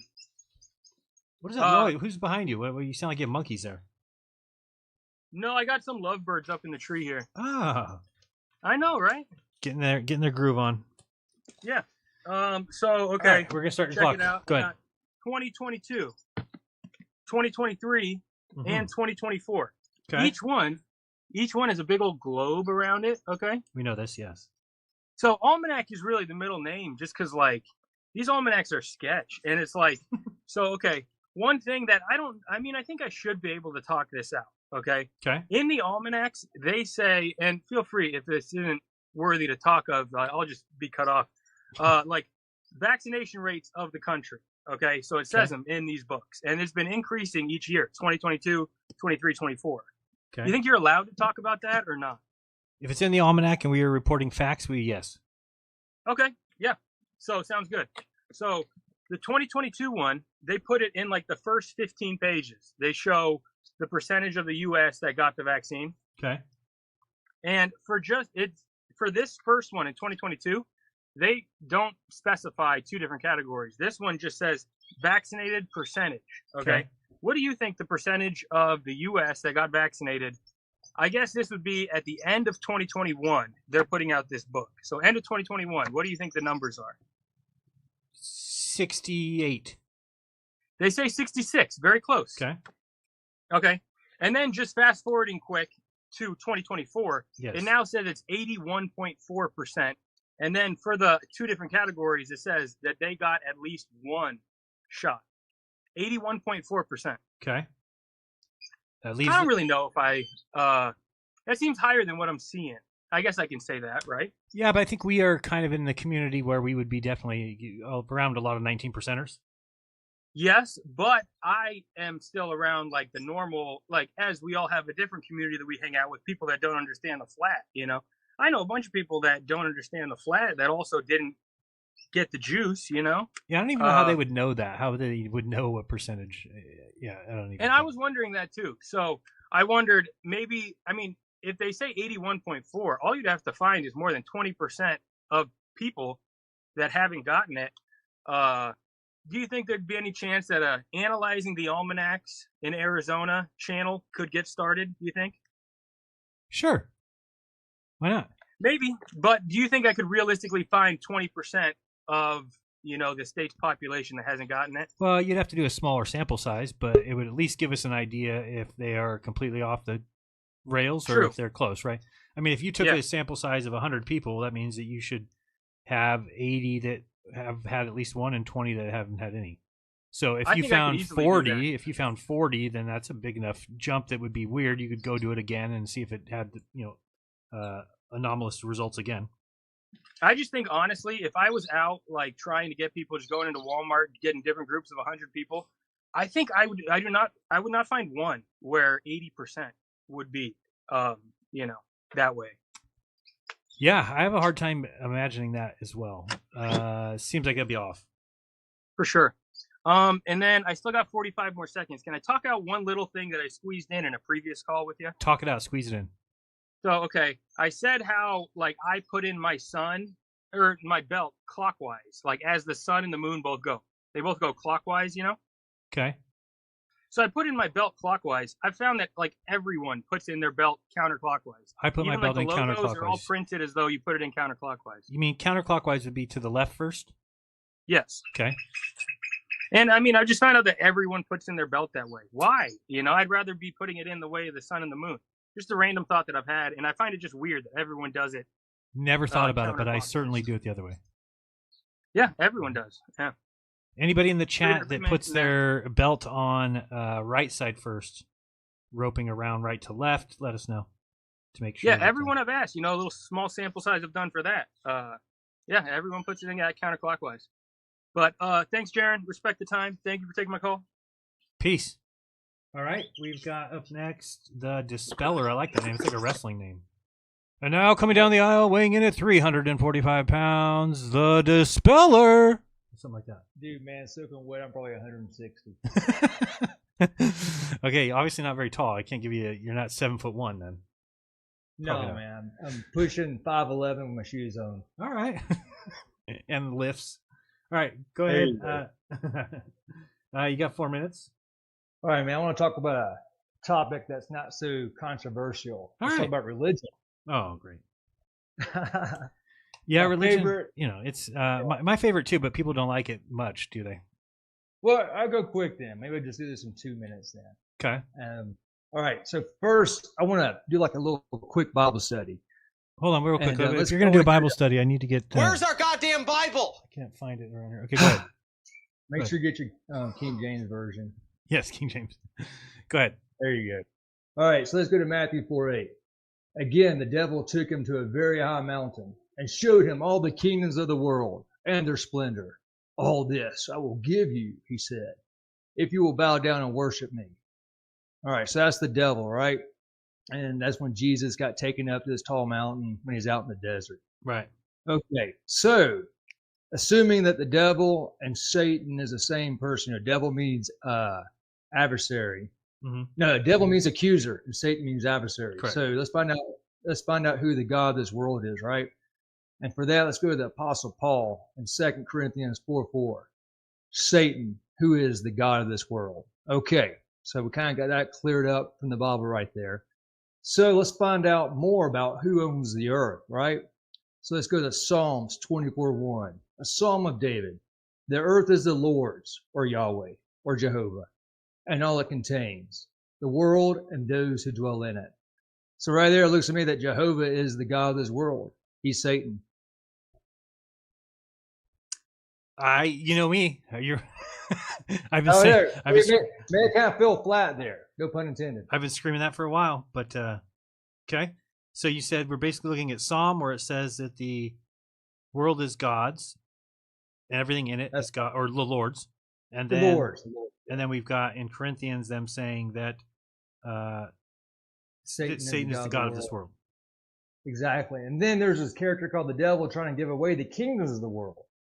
And so, and I've talked to Christians about this, and they're like, well, no, the devil is not God, whatever. You know, he took the world from God. I'm like, where is that in the Bible? You know, where that happened? Right. Maybe it happened in the Babylonian captivity or whatever. I don't know.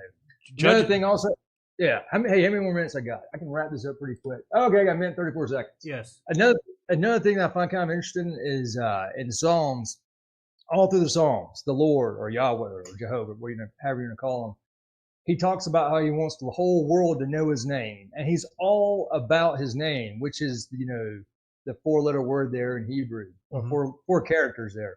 The interesting thing is when you get the New Testament, they don't use his name. They use Theos. You would think they would stick his name in there, but no, it's all about Theos. And, but through translation, Theos gets translated to God. And the reason why I kind of picked the name, the speller, is because the whole thing with the COVID nonsense and everything, I kept realizing everybody's in spell. But we're all got, you know, spells put on us for different degrees. Absolutely. All kinds of indoctrination. And, you know, the path, I guess the way out is just working through it and just, you know, question everything. And that for me, it was literally questioning my religion. I'm not trying to say that, you know, God does not exist or whatever, but you know, you really got to look at it. And God is not the Bible. That's another thing also. So anyway, that's it. I could say more. We can keep going, or if you heard enough, we can just let it. We got some people behind you, but Judges 11 is a good one to point out because that's one where God basically makes a deal with a guy that he'll give him a bunch of cities and power and control in exchange for his daughter being sacrificed. So now we've got the God of this world who's now giving away riches and seats of power in exchange for human sacrifice. Like that, to me, if I told you, hey, somebody just did that, who did that, you would say the devil did or Satan did. Well, but in actuality, that's God. And then they try and make excuses. Christians will give me every excuse in the book of, oh, well, it was meant to show you this. And I say, okay, but the story as is tells me that I should be making deals with God to basically sacrifice some member of my family in exchange for worldly good. And they're like, that's like Hollywood there now. Yeah, it's like, you can't do that. It's not good. I'm like, okay, but then why is God telling us in the Bible that he granted that of somebody? Shouldn't do that. Man, that's another thing, another 30 seconds. Yeah. One thing I find that's really interesting, somebody pointed out to me a long time ago, if you go to 1 John, and you can look at, I think it's chapter 4, 2 places it says God is love. And so go ahead and take that. And they're of course, we're saying Theos, but let's just stay with the word God. Right. Because it's so embedded in our culture and everything. So God equals love. Now, if you go to 1 Corinthians chapter 13, that's the book in the Bible about love. You know, love is patient, love is kind. Right. Love keeps no record of wrongs. It's just beautiful. And I mean, it really is absolutely just beautiful reading that. Take this. Now we know that God equals love. Let's scratch out love all to that chapter and put in the word God. God is kind. God is patient. God keeps no record of wrongs. Does that sound like the Old Testament God? Right.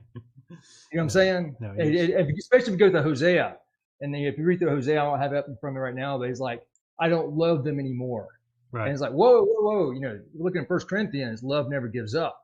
So as you know, that's something, you know, I don't know. One thing that's pretty interesting also to me about this is, you know, the Protestant Reformation came about with the printing press, whatnot.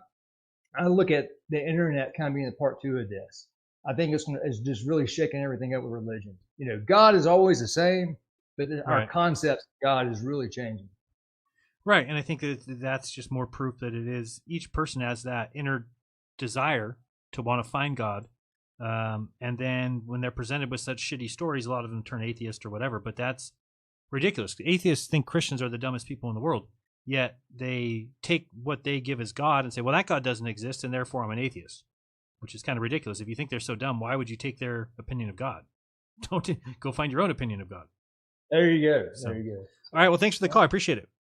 All right, man. Me too. Thanks a lot, man. One more time, if you guys want to join the show, you can just go to tinyurl.com/cornerism. It's at the top of the screen. If you want to submit something, which we will get to as soon as we don't have any more callers, tinyurl.com/aprilism. Let's go with Vika. Let's see if he's fixed his issues. Vika, welcome back. Yeah, Jaren, before I had my YouTube open also, that was lagging yeah. a bit. Yeah, but we will try without the video. I will try to share again. Were you able to see the Monte Urbano map with that alignment of the sun, moon, No, and do it again. Venus and Do it again, please.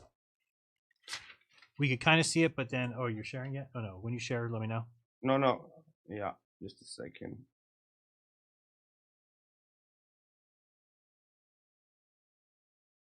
Okay, add now, and go ahead.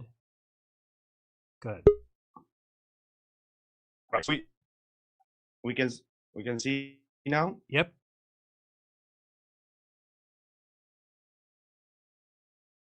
I don't know why your voice just goes away when you start sharing. We don't hear you now. Okay, go ahead. All right. So I won't move it so much. So we see the Monte Urbano map, right? Yes. All right. So I'm going to zoom corner and I'm going to show an alignment of the sun, moon, and two luminaries. Okay.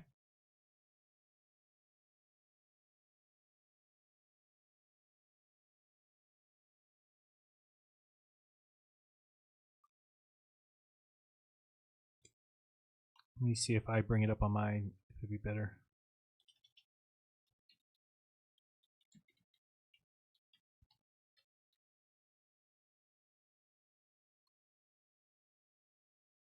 Vika, come back because we don't hear you. I'm going to try and find that map myself it's the Monte, I forgot his last name map. Okay, I got that one. Okay, so I'm bringing it up on my screen. Let's cancel your screen share. Bring you back over here. And you just talk me through what you want me to do on this map on this side. Open the Monte Urbano map. Yeah, I'm bringing it up 1 second. I have to put it over here. So I think that might be more easy. Monte Urbano map. Yeah, I got it. Hold on 1 second. Let me just put it over here. Okay, so now we're looking at the map. You tell me what we want to do. All right. No, the one I was showing, which has those on the corners, you have to go on David Rumsey page and Monte Urbano. You have to put in the search, and the main map is gonna go on. Yeah, but the one I was showing has those 4 corners. Okay, 1 second. With some diagrams. How do you spell his last name? Monte Urbano. This one here? Or no? Yeah, that one.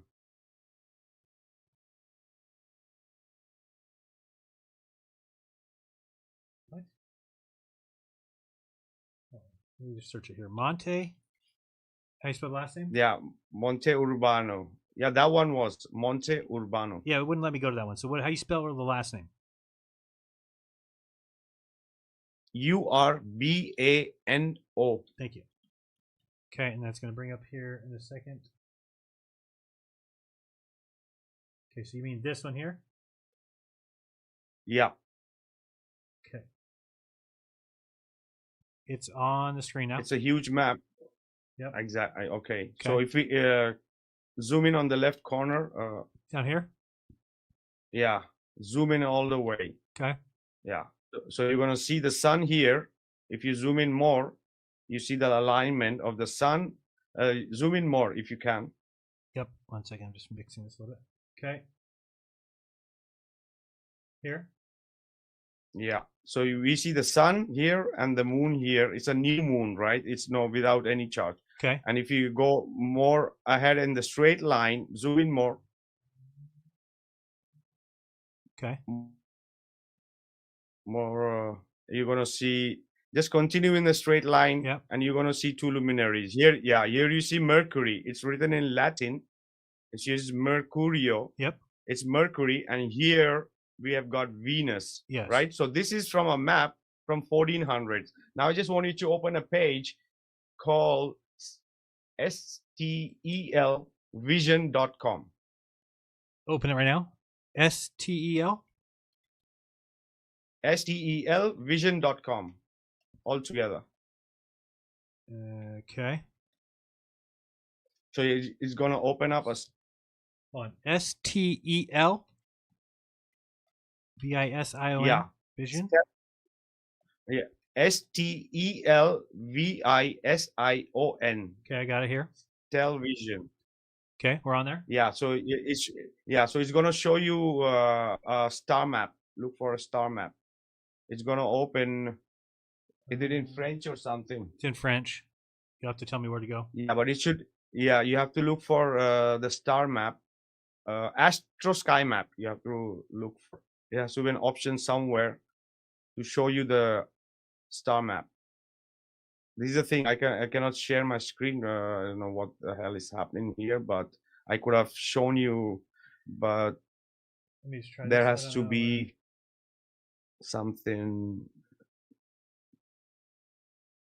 Yeah, I don't know where a star map would be. Astro Sky. Credentials. And it's in real time. Yeah, try to. Yeah, can we just go to Stellarium or no? No, because this is the real one. This is like almost like a Antikythera mechanism in digital form. Okay, real time. You need to go. You need to go there. Share your screen. Not you don't need to share your screen, but tell me where to go when you get to that site. This is the thing, because I was doing it with somebody else also from US. They were getting in French, right? This is the thing. If I share my screen, I don't know if you can see it, but I will try. But try looking for it until I share the screen, so you can have an idea what map you're gonna see. Just a minute. I hope it doesn't get lag again. Hold on, I'm trying to redo this in English. Okay, so there's view the shop, sky chart of the day, a map always up to date and customizable according to your observation location. This one? This map here? Yes. That's it. Okay. That's it. Yeah. Now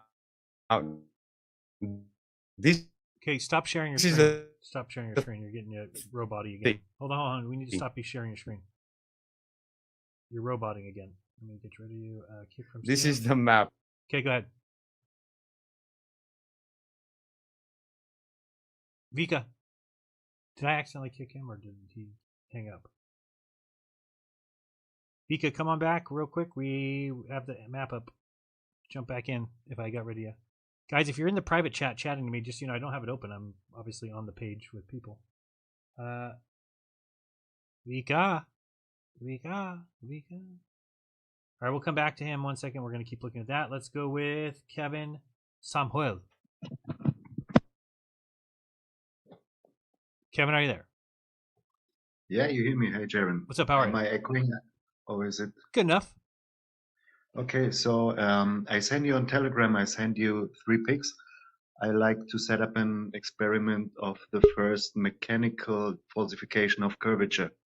So you maybe heard of Jaron's, or not, of Dave Weiss' idea to pull a rope with 2 boats in 2 opposite directions, but he thought it's not possible because it will sag. So I thought, let's make it in water. So if you do this in water, then it won't sag that much, and you don't instead of using boats to pull a rope, you can use a rope winch. And this has been discussed before. They've already had people try it too. Either the line is broken, or you're going to have a neutral buoyant fishing line, right? No, you can have steel wire. Like you don't need a fishing rod. You can have something more stable. And when you have, you can either use how is it in English? Swimmers that you equalize that it goes up again. So right. So let's say that we wench both sides, or we bench one of the sides, and the line just lays on the water. And it's got little bubbles there, little buoys. So the Globers will just say that it didn't go under the water because of the buoys. How are you going to prove that that's not correct? Yeah, you have to use the right amount of those buoys, and or you use a rope which has already the same buoyancy, like something a mantle of plastic. Yeah. So to have. that was the problem, is that we kept getting to the point where we would say either they're going to say that, because here's where you have to falsify something, right? So like, if you, let's say for example that we get there, we do the test, and the line pulls through the water, right? But on that line is like weights and buoys and things. You don't think flat earthers are just going to say, no, it went under the water because it has weight on it? You use every 5 meters you can have you can have a buoy. So if you have, hold on, just think what you're saying. So if there's a buoy every 5 meters, 15 feet across 2-3 miles, how would that not be an acceptable answer for somebody on the globe to say it didn't go under the water because you have buoys every 15 feet? Because it's not the big buoy. It's this little swimmer which. Yeah, I've seen it, little red and white things, right? Yeah. But I'm rather looking for a better material, because I already did the calculation. You probably don't even need this. It's 1,800 Newton to pull a wire of a steel wire, and you can achieve that. So it's not necessary. So when we to use buoys at all. So we can pull this, and when we achieve, it's on 3 kilometers. How many miles? It's 17 centimeters in the middle. It's like a little bit more than this. Okay. Difference. So when we achieve this, it's already on the globe. The globe has an advantage if it sags, or so if we achieve to pull it well, then it's proven. What name are you on Telegram? I'll find what you sent me. I think Kevin Samuel. Oh, let me see. I sent you 2 pictures of boats now, the difference between globe and flat, and I sent a picture of how we could entangle a rope winch. So you use a weight. Okay, here's your globe on the screen if you want to explain it to people. Maybe Kevin Bow or Kevin Samuel on Telegram. No, we already got it. It's on the screen. Kevin Bogon, maybe. Yeah, it's on the screen. Go ahead and explain it. Okay. Wait, there is the how can I the globe make model this big here again, because I don't see it myself. No, I can zoom. So the values are a little bit off. I used a better calculator afterwards. So this is still the boat example, left and right. Let's pull it with a rope. The bulge is the water surface, and if we pull a rope, it will. If it's a globe, it will be horizontal, and you will have this middle portion of a difference.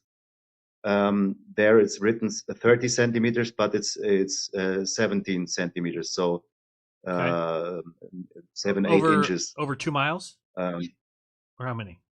Over 3 kilometers. How much is 3 kilometers? It is 3 kilometers.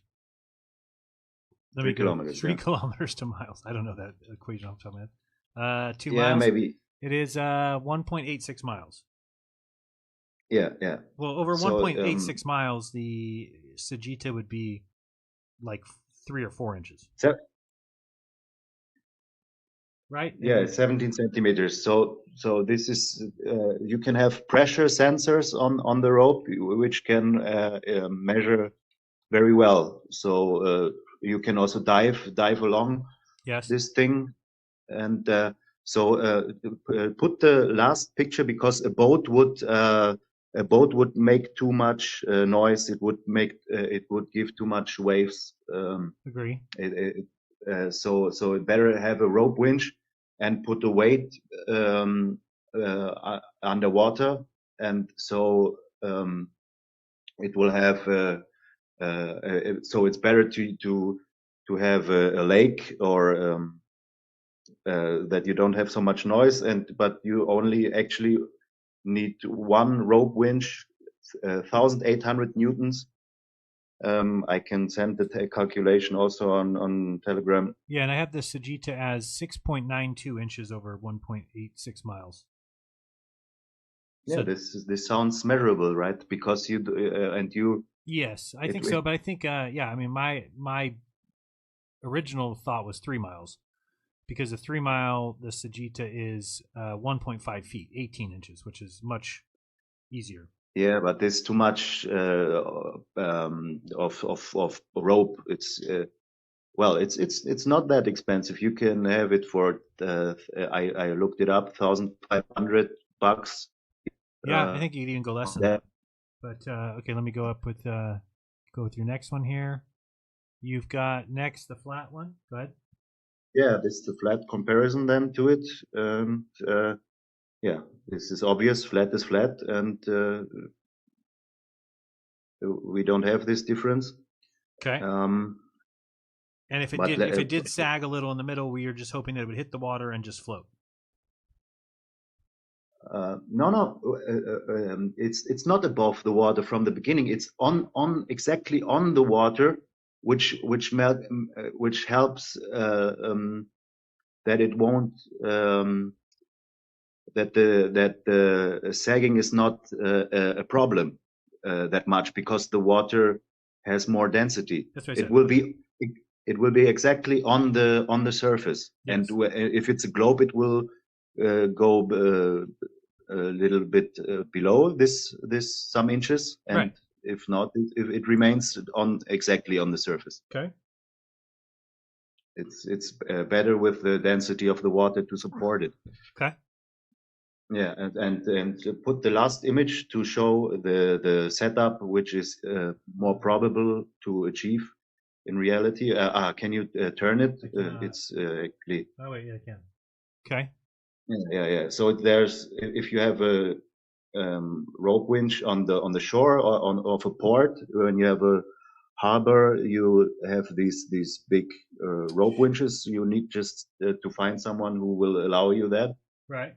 And put the like you need 100 or 200 meters of a slope, and then put the weight in the water on both sides. Okay. And you got it. Got you.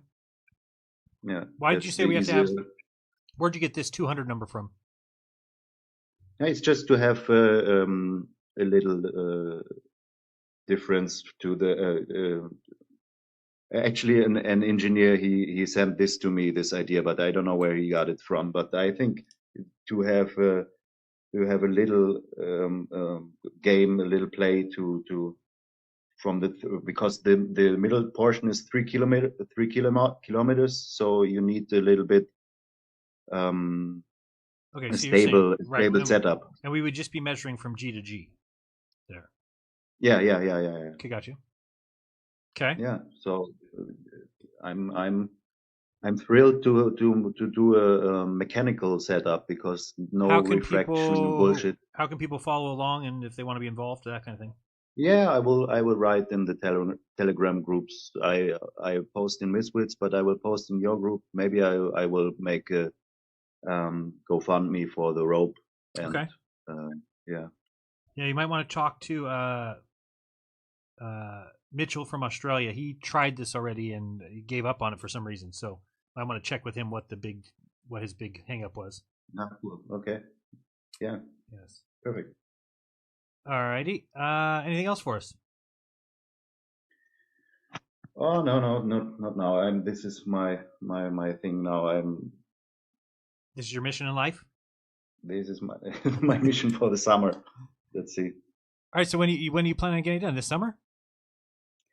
Yeah, let's see if everything works out. I will look for a place to do it. We have good calm lakes here in Austria, in Europe. Okay. Maybe there's big lakes, calm lakes. So I just need to find this rope winch and speak to the port. All right. Well, thanks for calling in. Thank you for Arnold Schwarzenegger as well. Yeah, we appreciate it. All right. Thanks. Peace. It'd be fun to watch, but it's going to be a little bit of a Mission Impossible. Let's bring on Lowry. Let's hope that his better half is there, or else I'm not interested in this conversation. Is that really my opening music? No, that was the Mission Impossible from the last caller. I forgot which. Oh wait, what one were we going to do with you? We were going to do. Hold on, I remember. It was Super Freak. No. Was it Super Freak? I thought it was Hell's Bells. Oh, it was. I got big balls. He's got big balls. That's the one. That's the one. You know, you can do it next time. Whatever. Yes. I'm going to be fast here. If anybody out there is listening, Mark Devlin is in the States, and he's speaking this Saturday, 6 to 9 at the Misconduct Tavern in Philadelphia. And he's also speaking next week at in New Haven, and he's going to be at 254 Crown Street. That's Bar New Haven from 7 to 10 p.m. So that's Saturday night, and then next Wednesday night in Philadelphia and New Haven. All right. So we've been trying to get the word out. He does I know you know him, but to those of you out there don't know him, he does a really, really great deep dive into the occult history of rock and roll. Nice. And it's really good. And he's flat. He's one of us, and he's kick ass. And if you get a chance, if anybody's in those areas, it's worth going over there. I think we're doing a show together, but not till after he gets back or something. Yeah. Let's see. You don't even have to start my clock, really. I was gonna say one thing about the eclipse. Karen and I went round and around about this today. I think we were kind of talking in circles about the same thing. That's Nicole back there. I know Nicole. Thank you. I like her. You just want me to put her? I'll just put her on and I'll just leave. Much better. I'd be happy. Okay, so the whole thing that's going on the internet about the moon not being in the proper position to be, occulting the sun, whether we believe it's the new moon that's occulting it or it's something else. It was a parallax issue. In other words, if you used, I think it was mountain time, the moon was going to be in Aries. I might get this wrong, so Karen's probably going to have to correct me. But if you're in her time, Eastern Standard Time from her position, it's in a different position. So that whole argument's not really. You might want to just spend a little more time with that. The shadow thing going backwards. That's just the physics of one light passing. It's going to go this way. That I've tried talking to people about that, but they just keep saying the same thing every year. But it's like it's the same bullshit. It's like no, it does work like that. Remember that one is falling behind the other, and then when it catches up, so yes, the sun and moon go clockwise, but the shadow will cross going counterclockwise, which is why we get the opposite shadow. Yeah, so we can dispel that bullshit. As far as the last thing I was going to say, as far as the mechanics of, say, for speaking from a heliocentric position, I've been thinking about this all week. It's driving me crazy. Let's just pretend that it is a moon ball covered in dust, and it's still the new moon, and we've never seen it. We've never seen a moon approach, at least in all the ones that I can remember. I've never seen a moon approach right before the eclipse. Now I haven't seen as many eclipses as say Crow or somebody. He hasn't seen one either. Right. But either way, if you want to speak in terms of the heliocentric model with somebody in the morning, if providing it's a clear day, you're going to have the sun. It's going to be coming up. And you're either going to have, again, the mechanics of this, I'm still trying to study because I'm not I'm just catching up on all this stuff. Okay. But whichever way is happening, however it's being eclipsed, if it's a ball and it's a dust ball, you're still going to have the sun. If the sun is 93 million miles away, which we know it isn't, you would see at least some sort of light interaction with a moon ball. Even if it's in its new moon, it's so far back, it's coming whichever direction it's coming from. It doesn't matter because it's off angle from the sun. So if it was the heliocentric model, which it isn't, you would see interaction with the light from the surface of the moon, even if it was just a sliver. Even if it was just a sliver of action, you would see something. The sun's out here, hits moon, comes down, bounces up, comes down. Right. And you don't ever see that. So, Karen knows more about this shit than I do. So I just I think we were talking in circles, but she says the vernal point is something you have to pay attention to. Anyway, again, this is probably out of my pay grade because I haven't studied enough of, especially when you're going with what position are you looking at it from, where you're at, where your own personal dome is. But I would think, if anyone's going to watch it, if you're going to actually see it out there, try to find the moon if you can. Try to find it and see if there's any evidence of some body moving up before it just immediately eclipses, because I've never seen anything going up to it. So, just when it starts to appear on the limb there, you're saying? Just going to start right on the circle, right on the rim. And everyone's shooting it, and Crow's shot it for years and hasn't been able to see this thing. So I like my idea. Still, people don't like it, but I think it goes behind the sun. I mean, if it's magnetic and it's canceling itself, why not? Yeah, I don't know why not. And then if it went behind, it would block the source sun, which then cuts off the light. That's not a bad, like the source sun. And if you think about the fact of when we see a moon cycle, it always takes like 2 or 3 days, right, till we start to see the moon again. And if you think about it going behind the sun, that makes sense. It's going to take a day or two till it gets back out in front. So that's why we don't see the new moon, in my opinion. And, Cammie did a real good job with that too, using the filters and showing how that works with the second sun. So like, if you have the means and you have the camera equipment, look for that, last plug and I'll jump off. Zulu and I and Weiss and Nicole and a whole big old group of people are going to be in Buffalo. So if you're in Buffalo and you're listening, we're going to be at some casino. So I'm sure if you're there, you probably heard. But what's the name of the casino again? Do you remember? No, she's got her headphones on. Some sort of casino that's there in Buffalo. I'm sure if you reach out to one of us, we'll tell you where it's at. So we'll be there, and I hope you're good, brother. Very good. I hope Nicole was listening to me, or else she's only listening to you. I'm just not even gonna call in anymore. Never. Ever? Bye. Come on. How about next time? Never. Come by check out Wednesday Crumb Show. I'm gonna be on Crumb. I'm sure I'll be on. I'm gonna check it out, but I may have to check it out in post because I'm gonna be at Mark Devlin's thing. What time is your show on? I think it's early. I want to say 11 or something Pacific time. So 11 Pacific time. Oh, so it's afternoon. So yeah, we'll be around. We'll be around for the show because that'll be afternoon. All right, we'll see you there on then. the East Coast. Much all right, brother. Talk to you soon. All right, peace. All right, we've got Vika back. Vika, sorry about that. I think we dumped you. I can get that map back up here. 1 second. No worry. The map we already saw, Jaren. So I mean, send a click in the star map. The map we already saw. Okay, so did you find it? Yes. I left a link in the private chat. Okay, hold on. Let me find it here. If you didn't. Yeah, just trying to get it back up. Okay, so it's on the screen now. Just tell me where we go from this picture here. Can I see here? Can you make the screen bigger for me so I can see here because I don't. There. Yeah. Okay. That would work also. Okay, so this is a star map. Right. This is like an digital Antikythera mechanism. This is just one of many other sites of a star map, real time. What you see in the middle is Polaris. Right. So we are speaking about luminaries and the eclipses, right? The eclipses, and especially what's been happening now, and we have so many different questions about where is the sun and the moon and everything. So in this star map, you can literally see.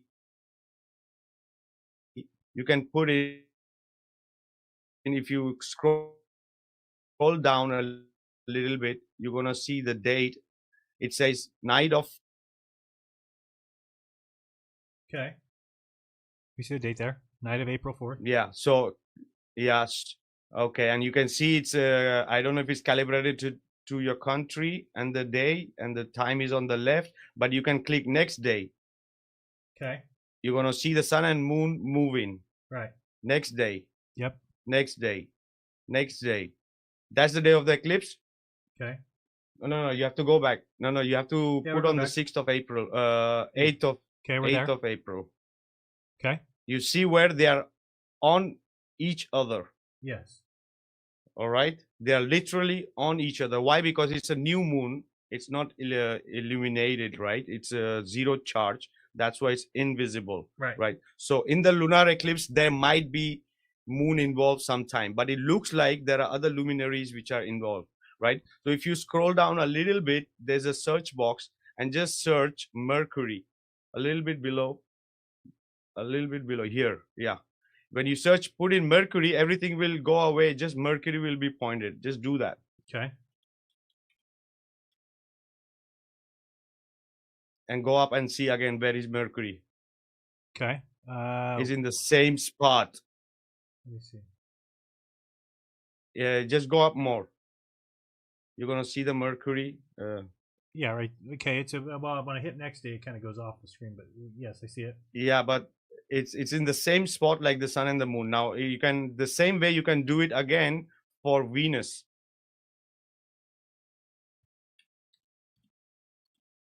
Okay. And see again where is Venus. Got it. Same spot. is in the same spot. Now again, you can delete the Venus and you will see again. Now you will see 3 or 4 of them together in the line. Take out the letter Venus and everything is going to come back. Okay. And you see now, zoom in if you want. You can zoom in and you can see it. It's right there. You have the sun and the moon and the Venus and Mercury almost aligned. Same with the Monte Urbano map that we saw before. Put it on 8th April exactly where it's supposed to be. Okay. Well, that's 8 April, but you mean the date, the time too? Yeah. I think it'll be around 10 a.m. Yeah, is it? I think. Is it 8th April? Do you have the date 8th April? You can put it literally. Yes, I put it in 8 April, but there's different times of the day. Okay, so for here, for us, it shows exactly on the 8th April for me and many people who tried it. It's like they all are in one line. Who? What? All what? The sun, the moon. Okay, so this is 8 April. What? Sorry? So this is 8 April, right? And so you're saying keep going till Venus is on top of it? Let me see, add 2 hours. Yeah, it's they're supposed to be. You see the Venus is right there, right next to it. If you zoom in, you have the sun and the moon. The sun, the moon together, because it's not seen because of the eclipses. You see the moon is disappeared. Yes. And then you want and Venus there's only right on top. sun, but if you move a little bit here and there, they just line up in that moment. You have the Venus and you have the Mercury also. Okay, so what are you saying? That is the reason for the eclipse?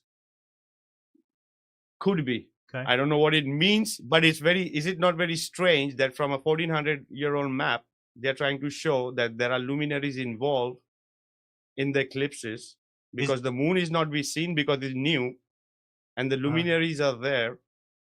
And it's same as a map from 1400. So there might be possible. Sure, but are those two planets there all the time during eclipses? No, right? But do you think it's a coincidence that it's going to be on 8th of April and it's going to align with the sun, moon, and these two luminaries? So No, I'm I just don't know what it means. No, I'm just saying it must be not something that happens all the time. If it is, there's a problem. No, because exactly, because if you dig in on the map, you're going to see that it goes because it's in Latin. I'm going to go to Stellarium because it's way easier for me to use. It's the same thing. Stellarium is just a digital representation. Exactly. Stellarium is a 3D version of this map. Yes. Okay. So and in Stellarium, exactly. And in Stellarium, you can see like where you are on your location of your observable sky. You're not going to see the whole map as we see on this page, right? Right. Oops, 4:09. We're going 4:08. And we're going to go to the daytime. Go back 4:08. So we're going to go 5, 6, 7 a.m. somewhere in there. Let me see where we get the eclipse. Oops. Oh. Crap it. There we go. So there's the sun. And we'll go with this one and just count some minutes backwards. So yeah, I do see all. Let's see what's up there. And I've heard somebody saying there's some sort of alignment. There's Saturn, Venus. So you're saying at some point I can get Venus to cover the sun and moon at the same time? Or Mercury. Or Mercury. Because they're all supposed to be orbs. Because all these luminaries are supposed to be orbs. Orb means light. Light and distortion because of the electromagnetic fields between each other. So if the map is showing that, and on that same map you have another section, you can see the same thing happening on another side, right? So there might be possible that some luminaries could be playing part because the moon is near. You know, that's maybe there's a reason we don't see the moon coming because it's not charged. It's zero moon. Right. It's zero light. It's 3 days we don't see the moon. And when you see on the star map, if you go back to the star map. I was just checking your thing about Venus because I don't see Venus covering it yet. Venus covers it. Let's see here. Venus is going to cover it. There it goes, getting close there.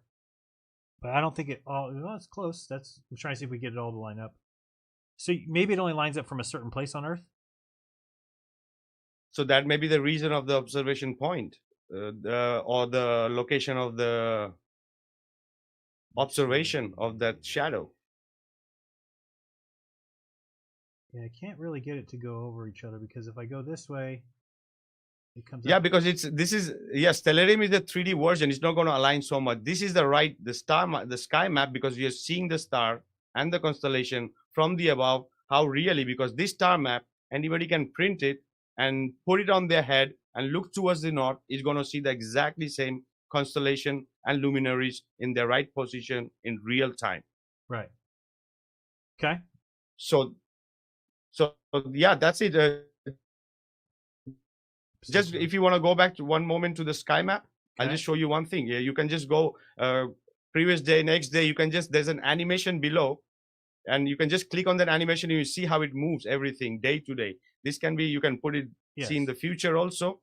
And this also will serve as for globers, against the globers, for when they ask, right, the Sigma Octantis, they say that the Sigma Octantis is the South Pole, and they have their own movements of star around Sigma Octantis. No, there's only one movement of North Pole, and all the constellation and luminaries move around it. This is real-time observation, and no globers can provide this on a globe, right?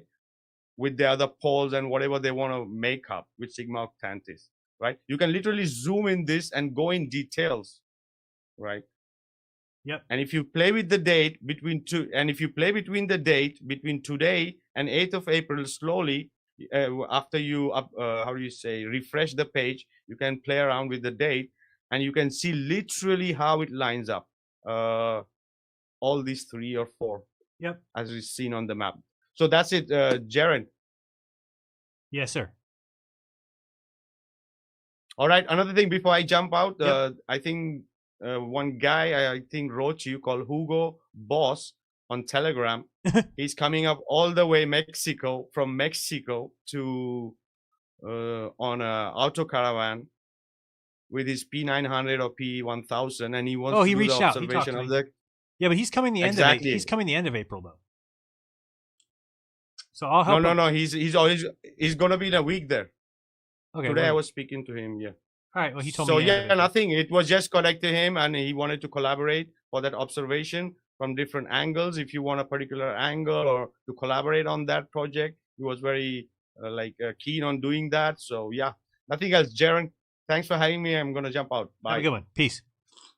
All righty. Let's go with the next person. We got RG the artist. What up, dog? Yo, what's going on, buddy? How are you? Pretty good. How are you? Very good. Thank you. Setting your clock. Go ahead when you're ready. Good man. Well, this time I'm unfortunately I didn't have the scientist in a wheelchair. Will not name. He didn't call me this time. So how dare him. Sorry about that, man. But anyway, I'm going to piggyback off of what this last guy just said. I'm just curious because this is the first time I've seen that app. If you could go back to that and let's try to see the last solar cycle. Is it 18 years, 11 days or 19 years, 11 days? 18 about. Yeah. Can we see if that lines up? Because I've seen 2 or 3 people talking about the heavenly bodies being out of place. Speaking of the sun mainly. That this is supposed to be a quote unquote Aries eclipse, but the sun is in Pisces. Who says Can you confirm that anyway? But who says that? Who says just a few people I heard. It's kind of a TikTok thing. I didn't really check it out myself. I just wanted to ask him that. Yeah, but we would have to find out first what is the actual truth, right? Because if we're just looking for something, well, how are we going to know? I wouldn't know. Do you think we could check that on this thing? That's what I was just saying. How would we know where it's supposed to be? From the last 2 maybe eclipses, maybe it would, be right with the solar cycle. You think? Going up for that. I don't know what you mean. So you mean check if it's 18 years ago is the exact same alignment? Yeah. Well, if the sun is in the same each solar cycle, it's in the same what do you call it? Damn it. Pisces, Aries, Cancer, the same constellation. Yeah. Okay, so we're going to go to 18 years back. So let's see here. Let's go with. So it is from the 8th. Yeah. 18 years, 11 days, 8 hours. 18 years, 11 days, 8 hours. And for my location, I think the eclipse. Let me look at what time the eclipse is on. Eclipse, April 8. Let's see, Monday, April. I just want to see when it crosses for me. Okay, so we got to go to here. Oh shit! And then a leap year. Damn, I didn't even think about that. That would be at 18 years. See, that'd be 4 times 4 would be 16 and a half days. So yeah, maybe that wouldn't line up. Maybe it's all off. Hold on a second. Let me look up days. Days between, isn't that what they have? Something called that. Days between. Date duration between days. Yeah. So we'll go here. So we just need to find one that's 18 days, 18 years, 11 days, 8 hours behind. So start date would be. Okay. Let's get an example. 18 years ago would be the 2006. 2006. Let's just do January 1st to start it. See where we get. Oops, 2006. Where we got 2006. What? One let me. There we go. 2006 month will be 0101. Okay, so that is calculate duration.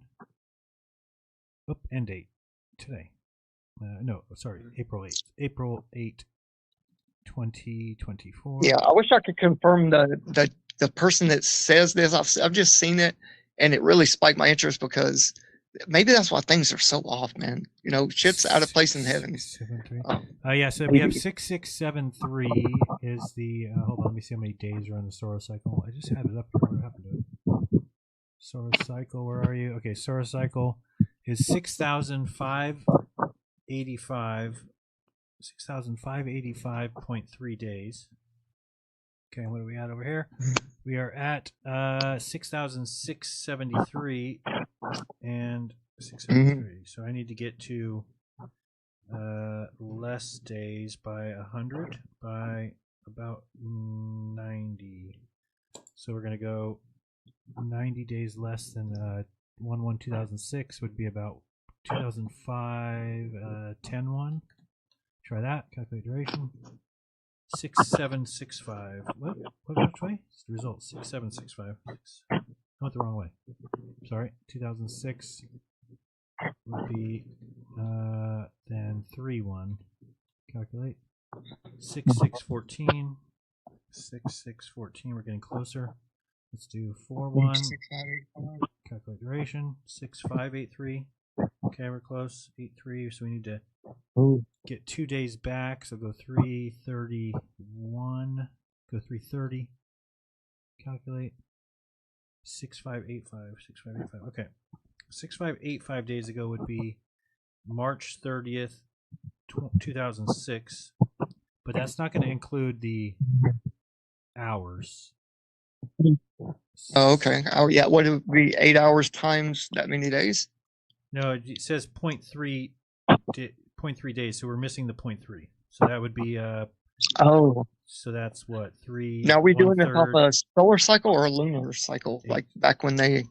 Well, I'm just going to look back and see if it's the same alignment that so that date. But I'm just looking at the hours. It's going to be about 3 hour difference. All right, so we're at Stellarium. Okay. Let me see what's on the screen. Nope, people aren't seeing it. So we're going Stellarium browser. Okay, here we go. So we're going from my location. We're going to go. You might have to make the screen just a little bit bigger. I can't really see what you got going on. Yeah, I'm just going to go. If you don't mind. In LA somewhere. We'll go over here. We're in California, Fresno. Fresno. 1 second, I'll give it so you can see a little better. Okay. So we're using Fresno as the location. Let me see if this is any better. Can you see? Oh, you mean on StreamYard you're not seeing it because it's not big. Let me go like this then. Right. It's just up in the corner. Is that better? There you go. It's a little better. Okay. So we're looking there. We're going. So we're going to start at February 8th. April 8th, I mean. And April 8th, yeah. We're going to go April 8th at 10 a.m. or so. Where is that? Okay. So we're looking at this. I'm just going to look at this kind of see if we can get an idea. If we can turn off the night mode. Not night mode. Can't you turn off atmosphere? There we go. Okay, so we're just looking at this. Let's look at this alignment here. So you do have everything. Look at this line that's there. Can you see that? Mm-hmm. So we got Sun, Venus, Beautiful. Saturn. I'm going to take a screenshot of that and see, and that's it. That's at 9:10 a.m. 1, on 2, 3, 4, 5, 1. 4/8/24 at 9:10 a.m. And let's go with a screenshot of and new.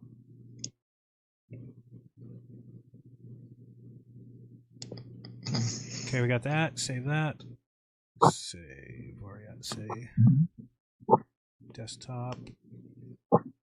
And can you see what constellation that's in? You have 1 second. See what constellation. Okay. It's in. It's in Pisces, right? Yeah.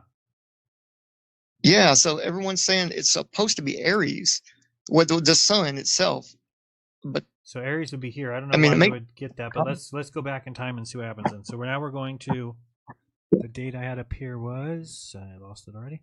So we're going back to 3/30/2006.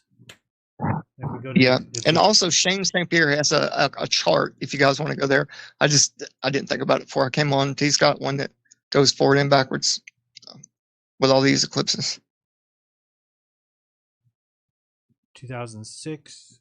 We're looking for March the 30th.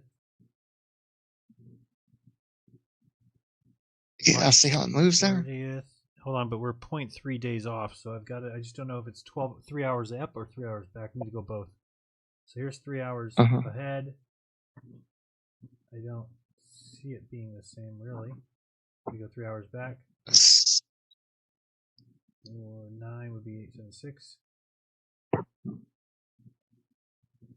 Oh wow, that's way down there. It's still Pisces. What is that? Aries? Still Pisces? Yeah, but what I'm confused about, why is the moon not in the right spot? Let me move this forward a little bit. Yeah, I mean that was kind of my thing that we're all talking about. That had in common was the heavenly bodies being out of position.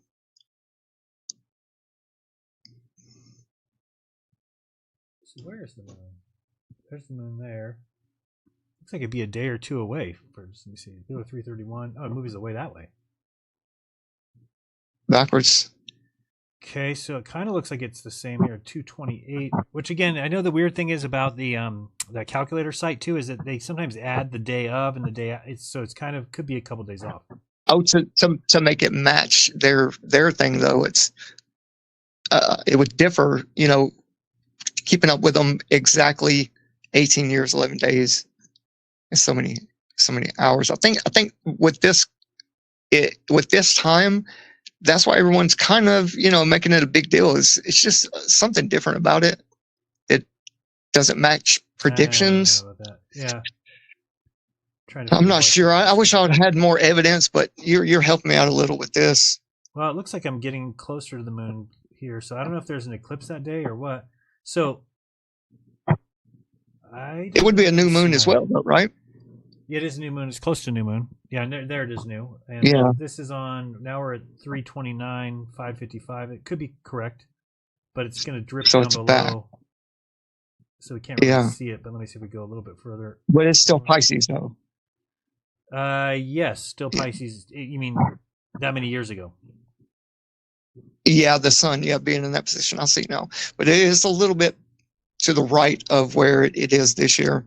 Or where it's supposedly supposed to be. And I'm going to look at the screenshot I just took real quick, just to see if that's the same that I see. That's something I've never looked at before. Is how accurate is that solar cycle? Let's see here. So we get this up. So Venus, Mercury. So the solar cycle is just a moon, and it doesn't have to equate to the same things in the sky planet-wise. You know that. Not sure. Yeah, well, it would differ with the moon because if you ever look from a top-down position, the geometry is spot on. With all the planets and the sun, but there's never one for the moon. And I'm thinking when it goes piggybacking off the last guy, with it being fully charged or the sun's canceling out, kind of. Electromagnetically, I think you can change stuff with that and then bring in that third dark body that's supposedly playing a part here, you know. I won't keep you too long, but there's two other small things. First of all, I want to call out the bullshit that spews out of these Globers' mouths. Like when you had on this guy, you know, debating if ice rink was flat or not. I mean, fuck, the guy said it's flat, you know, and the other guys are like, no, it's level. Yeah, no, that was the whole argument. Fucker. Yeah, and it is such bullshit, dude, to play word piggyback, you know, off each other. That's all they have is like these word games, these little tricks, these little. Yeah, it's like they're fucking playing gay tag or something, like tag on each other's back and then come in like, oh yeah, you didn't really bring measurements for level. I mean, that's one. And then the second one, when Sovereign Soul was debating with, what's her name, Dawn? Yes. I think it was Dawn. Yeah. And the bullshit, man, that just comes out of these people's mouths is sad to see. I mean, they're holding on to something that is obviously it's not physical reality to them. You know, they can make up little things to spew out to poison the well, and it's just sad to see. I just wanted to say that. Middle finger to the Globers. I mean, whatever. I just looked it up. There was an eclipse, so it says March 29th, 2006. But it wasn't anywhere near us or near North America. But I guess I'm kind of confused, as I thought that it did repeat its location on Earth. Yeah, as well. It's supposed to be repetitive. Well, I think it repeats as far as there's an eclipse. But I don't know if it repeats as far as like the location on Earth that sees it.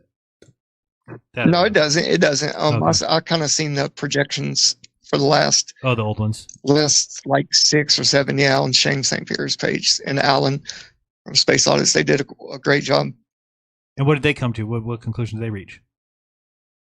Well, not my exact question was answered, but I didn't get to ask them yet. I just seen their projections of the movement. And when and how long it kind of stays an eclipse, you know, a full eclipse, so to say. And, you know, it creates the shape of, it was first the Alpha Omega Hebrew signs, Paleo Hebrew, which was really interesting. And then the other one that passed over South America. South America, Africa. It's so funny that there's some losers. There's some losers out there that tell you they know how far these stars are. Right, man, dude. I mean, look, it's layered. If you get like an 8K image on a good TV, it's just layers. They're so close. The ones that are really close. I posted. Well, they showed a video the other day. After their that I put on their show, and they played it. And it's explaining perfectly how the bending of light can happen from above, and that a lot of ways that's why one in the middle is stable and the other ones are all doing a circle around it. It could be a flat ceiling, and it could be like holographic. Who knows, man? But it's close. Hey, at least we're open to lots of different options. I know what it's not. Okay, that's basically all I know. Basically, no, it's not. This one here, 1,169 light years. Somebody calculated that, I believe it. All right, I'll let you go. Yeah, man. Yeah, we can see that. Yeah, for sure. It's sad. It's so weird. All right, thank you very much for the call. I appreciate it. Yeah, man. Thank you. You have a blessed day. Later. All right, we are clear now, I believe. Well, this is my screen share. Now I see what's going on. All right, we'll be able to check out some of the submissions to see if there's any good ones. Give me 1 second here. We'll get you reset. Maybe we could listen to something real quick while I get this set up. And what should we listen to? Also, I need to do something to drink. What do we want to listen to? Let's see here. All right, you want to see some people dance? I'll play the outro song for you. It's got some stuff starting to work. Oh, well, it's got... maybe it'll work. It's missing some things, but it is coming on. So, yeah, if you didn't hear me, I said that I'm going to be allowing people to either through sending me a telegram, t.me/Jeranism, or an email to outro@jeranism.com. If you send me any video of your friends or you or your wife or your husband or your child or your dog or your neighbor dancing, I will include it in the end outros of my videos and live streams. So send that in and you will enjoy yourself in the limelight. We're going to do that right now. Here we go. See you guys in about 3 minutes. I'll be right back. This is a... Oh, now we're screwed up here. Where'd this go? There we go. We will check this out, I believe. Here we go. See you guys soon. Be right back. Yeah. Yeah. It was nice just hanging out. Now go and hit the bell. Share it with the homies so that they could grow as well. They missing out. Jaron leaves no doubt. If you know what we bout, it's never for the clout, don't fuck around. Hey, not for the clout, that's too cap, we calling them out. Balls get flat when you cover the route. Jeranism all in your mouth. Truth gets lost like all on the couch, but it's time to get up and make them get out. Uncover the route. Jeranism, we are the crown. Telecasting worldwide, check the globe, it's falsified. Space is spinning through your fat, all just scientism lies. Telecasting worldwide, check the globe, it's falsified. Space is spinning through your fat, all just scientism lies. Who this be? What he about? You say spinning, he said out. About flat earth, it's flat out. He's still standing when you pass out. Globers pound, scream and shout. He can turn you inside out. Yeah, surface deep, he's felt throughout. And he stay grounded, you spaced out. We gotta run nowhere when we come fact check your facts and match your data. Concept is too abstract, what matters? Try to tune in, but the note get flatter. Tell me I'm flattered. Flatter than pancake batter, now we landed. Jeranism, I'm your captain. Speaking, telecasting worldwide. Check the globe, it's falsified. Space is spinning through your fat, all just scientism lies. Telecasting worldwide. Check the globe, it's falsified. Space is spinning through your fat, all just scientism lies. You know equations to the things you make the symbols for, but ain't really explaining what the symbols for. They try to teach you things against the things we taught before. No point in arguing now, they don't wanna talk no more. Okay, got a bite of the truth and now it's certain. That's what life look like when your mind is certain. Okay, got a bite of the truth and now it's certain. That's what life look like when your mind is certain. Thanks to the east side, thanks to the west side, thanks to the north side, way down to the south side. Thanks to the east side, thanks to the west side, big ups to the north side, way down to the south side. Telecasting worldwide, check the globe, it's falsified. Space is spinning through your fat, all just scientism lies. Telecasting worldwide, check the globe, it's falsified. Space is spinning through your fat, all just scientism lies. Telecasting worldwide, check the globe, it's falsified. Space is spinning through your fat, all just scientism lies. Telecasting worldwide, check the globe, it's falsified. Space is spinning through your fat, all just scientism lies.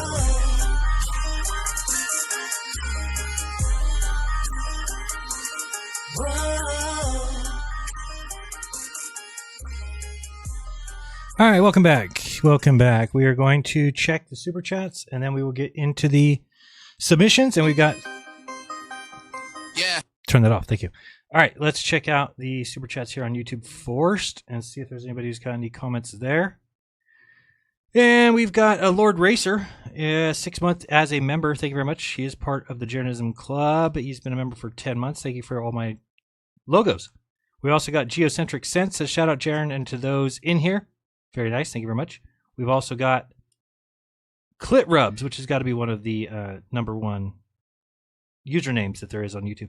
Clit Rubs says, for $20, what's up, Jeranism? Thank you very much. Good spelling there. Just kidding. And Justin Johnson gifted a 5 membership package to 5 very lucky people. Thank you, Justin Johnson, for your continued support of the channel. Let's go to check out Rokfin, and then we'll be looking at the submissions in case you're one of those people. Let's check over here at the Fin. At the Fin, we got $25. Let's see what we got here. Let's go. We got Jeremy Bird says, Jaron received a tip. Thank you very much. $20. Very kind of you. And Shiloh Carpenter.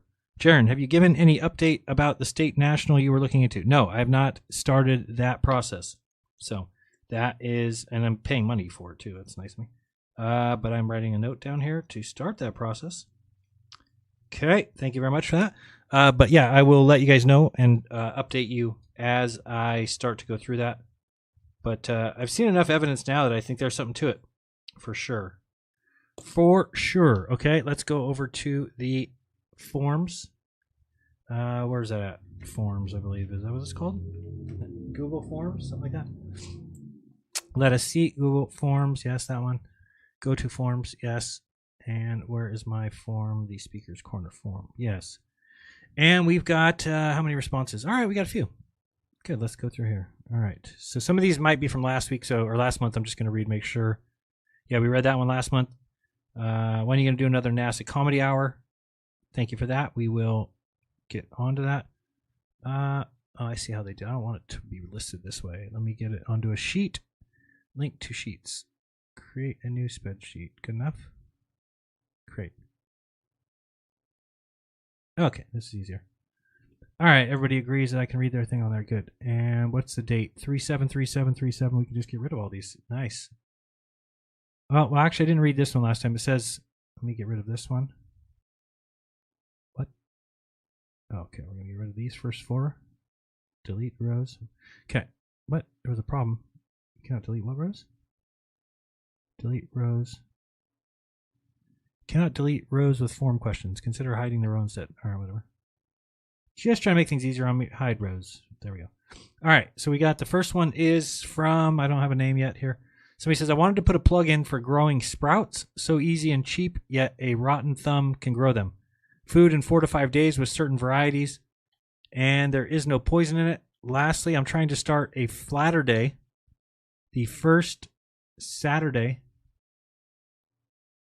Lastly, trying to start a flatter day first Saturday of every month in my town. Got any advice? Any pitfalls to avoid? No, I don't really have much advice for that. I mean, you want to make sure you publicize it. Make sure you get it to Mark Sargent. He puts it on his channel. And I think that your attendance will definitely grow on a month-to-month basis. There we go.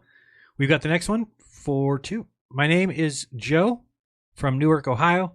I would like to ask this question. If your 1-year-old son was on the list for a transplant, would you give him certain vaccines required to be eligible to receive a transplant? Would you give him, to receive a transplant? I, as a truther, know what vaccines are and vowed to never allow my children to get them. Then my first child was born with a birth defect, needing a transplant to have a normal life. I made my choice, and I won't tell you what choice I made, but between vaccine and the chance at life and death, what would you do? Or your audience really choose for your child? Yeah, I mean, I'd hate to be put in that situation, but if I was, I'd probably make the decision to do whatever it needed to do to help the child to live. So if you're talking about something where he has a birth defect that he's going to die, I mean, I'd hate to say that. Hopefully you would be able to find maybe a doctor that would look at it in another way for you, but that's what I would do. But if you're talking about spur of the moment, like I hate people, there's people who say, I can't believe you let your wife give birth in a hospital. But it's like, shut up. Like we everything was planned. We had the midwives here. Everything was scheduled for a certain night. Everything was good. And they just couldn't get the baby out because he ended up being 10.4 pounds. And my wife weighs that if she's lucky. So he didn't want to come out. And so after like 6 hours of trying, they basically told us to go to the hospital. We didn't have an option at that point to be like, no, we're not going. Let her keep bleeding here in the house. That wouldn't have been good. So people always say, oh, I would have done this. Oh, yeah, sure you would have. We went there. Like people say, I can't believe you let your wife wear a mask when she gave birth. It was required. That was not a choice. They also stuck the little thing up her nose into her brain. Again, these are things that we had no choice of. It was like a life or death. It seemed like they basically told us we had to go to the ER. And of course, if you ever show up at the ER to give birth to a baby, do you think they're happy with you? Do you think that those people are like, oh, how cute, you're going to give birth to a baby? No, they hate you. They hate you and think that you've went to some other method of having a baby. They look at you like you're a terrible parent. How the hell could you be here on the night? How come you don't have a doctor? So anyway, just saying, I get it that at that time we had no choice. They basically said, we're going to test your wife for COVID.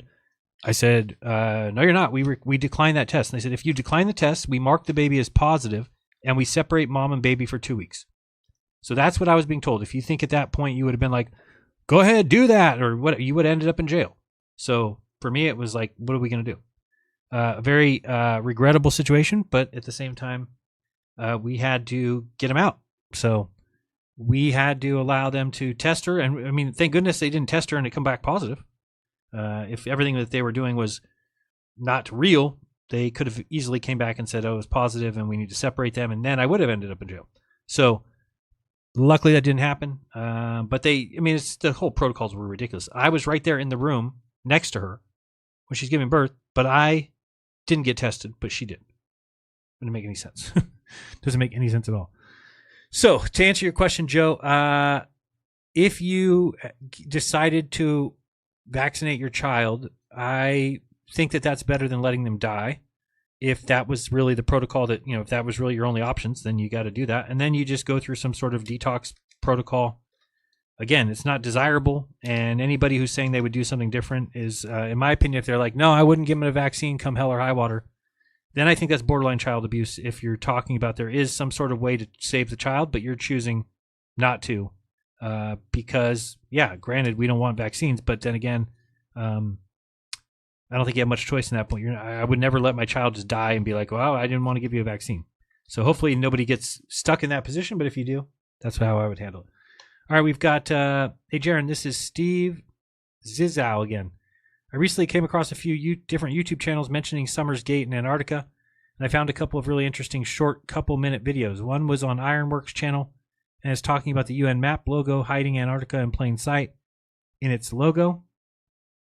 Antarctica in plain sight in its logo, and also showing the Summer's Gate. Shout out to Ironworks if you're watching. But this got me looking more into it, and I also found that this is pretty much the same area where the Kiribati Island large container ships on the shipping tracking GPS website being tracked going nearly 1,000 miles into Antarctica, and possibly even the outer lands, as well as the Summer's Gate opening is also the same area as the opening on William Morris Antarctica Outer Lands map, the man who allegedly explored Antarctica. It's also interesting in the fact that it's generally located in one of the most isolated areas of Antarctica coastline, what would possibly be about 2,000 miles or more from New Zealand, and possibly about 1,000 miles or so from Casey Base Station. I find it interesting that there is no Antarctica tourism infrastructure from any of the Australian Antarctica base stations, i.e. Casey, Mawson, Davis stations, nor has there ever been a South Pole expedition attempt from any of the Australian bases on that side of Antarctica.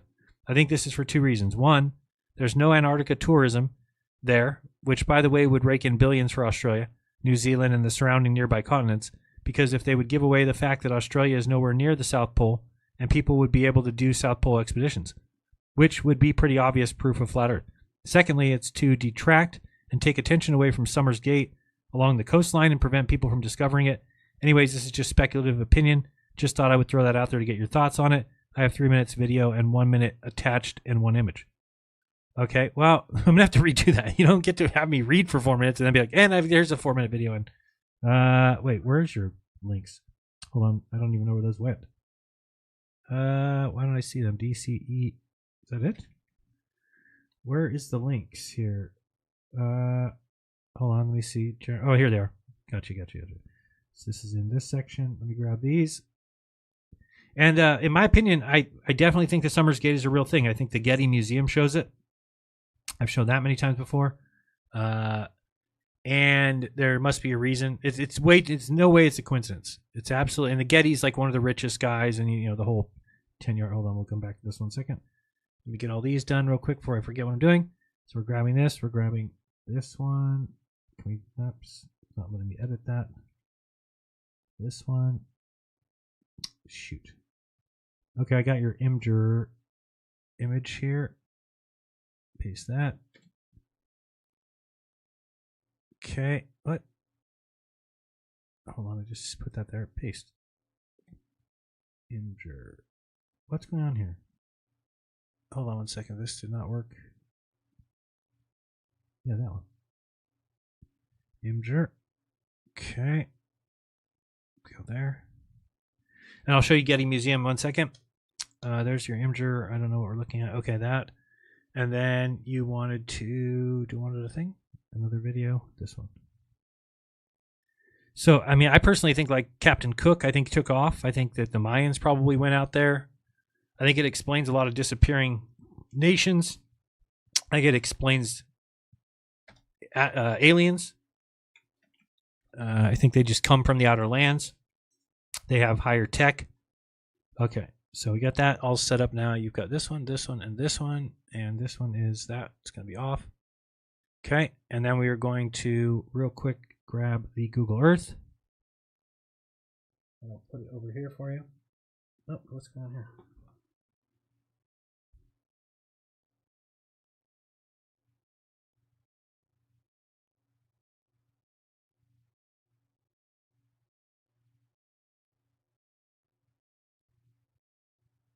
Okay.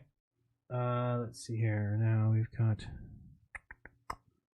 Okay, so we're going to go to the Getty Museum. What are you looking at? What are you looking at? Just me. Lucky you. Let's go down here and browser. Wrong one. We need to go to StreamYard. StreamYard, that one. Okay. So we're going to Getty Museum. Getty. Getty.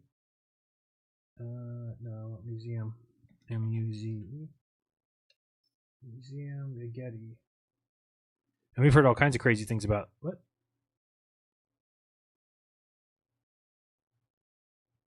Okay, so here's the Getty Museum. It's way up high on this hill. And if you look right here, you're going to see a fountain. Where is it? Here we go. This fountain right here is oddly shaped like the flat Earth map. And there's no rhyme or reason why you would ever even have this. Now, one of the weird things is if we drop down here and look, get out of here.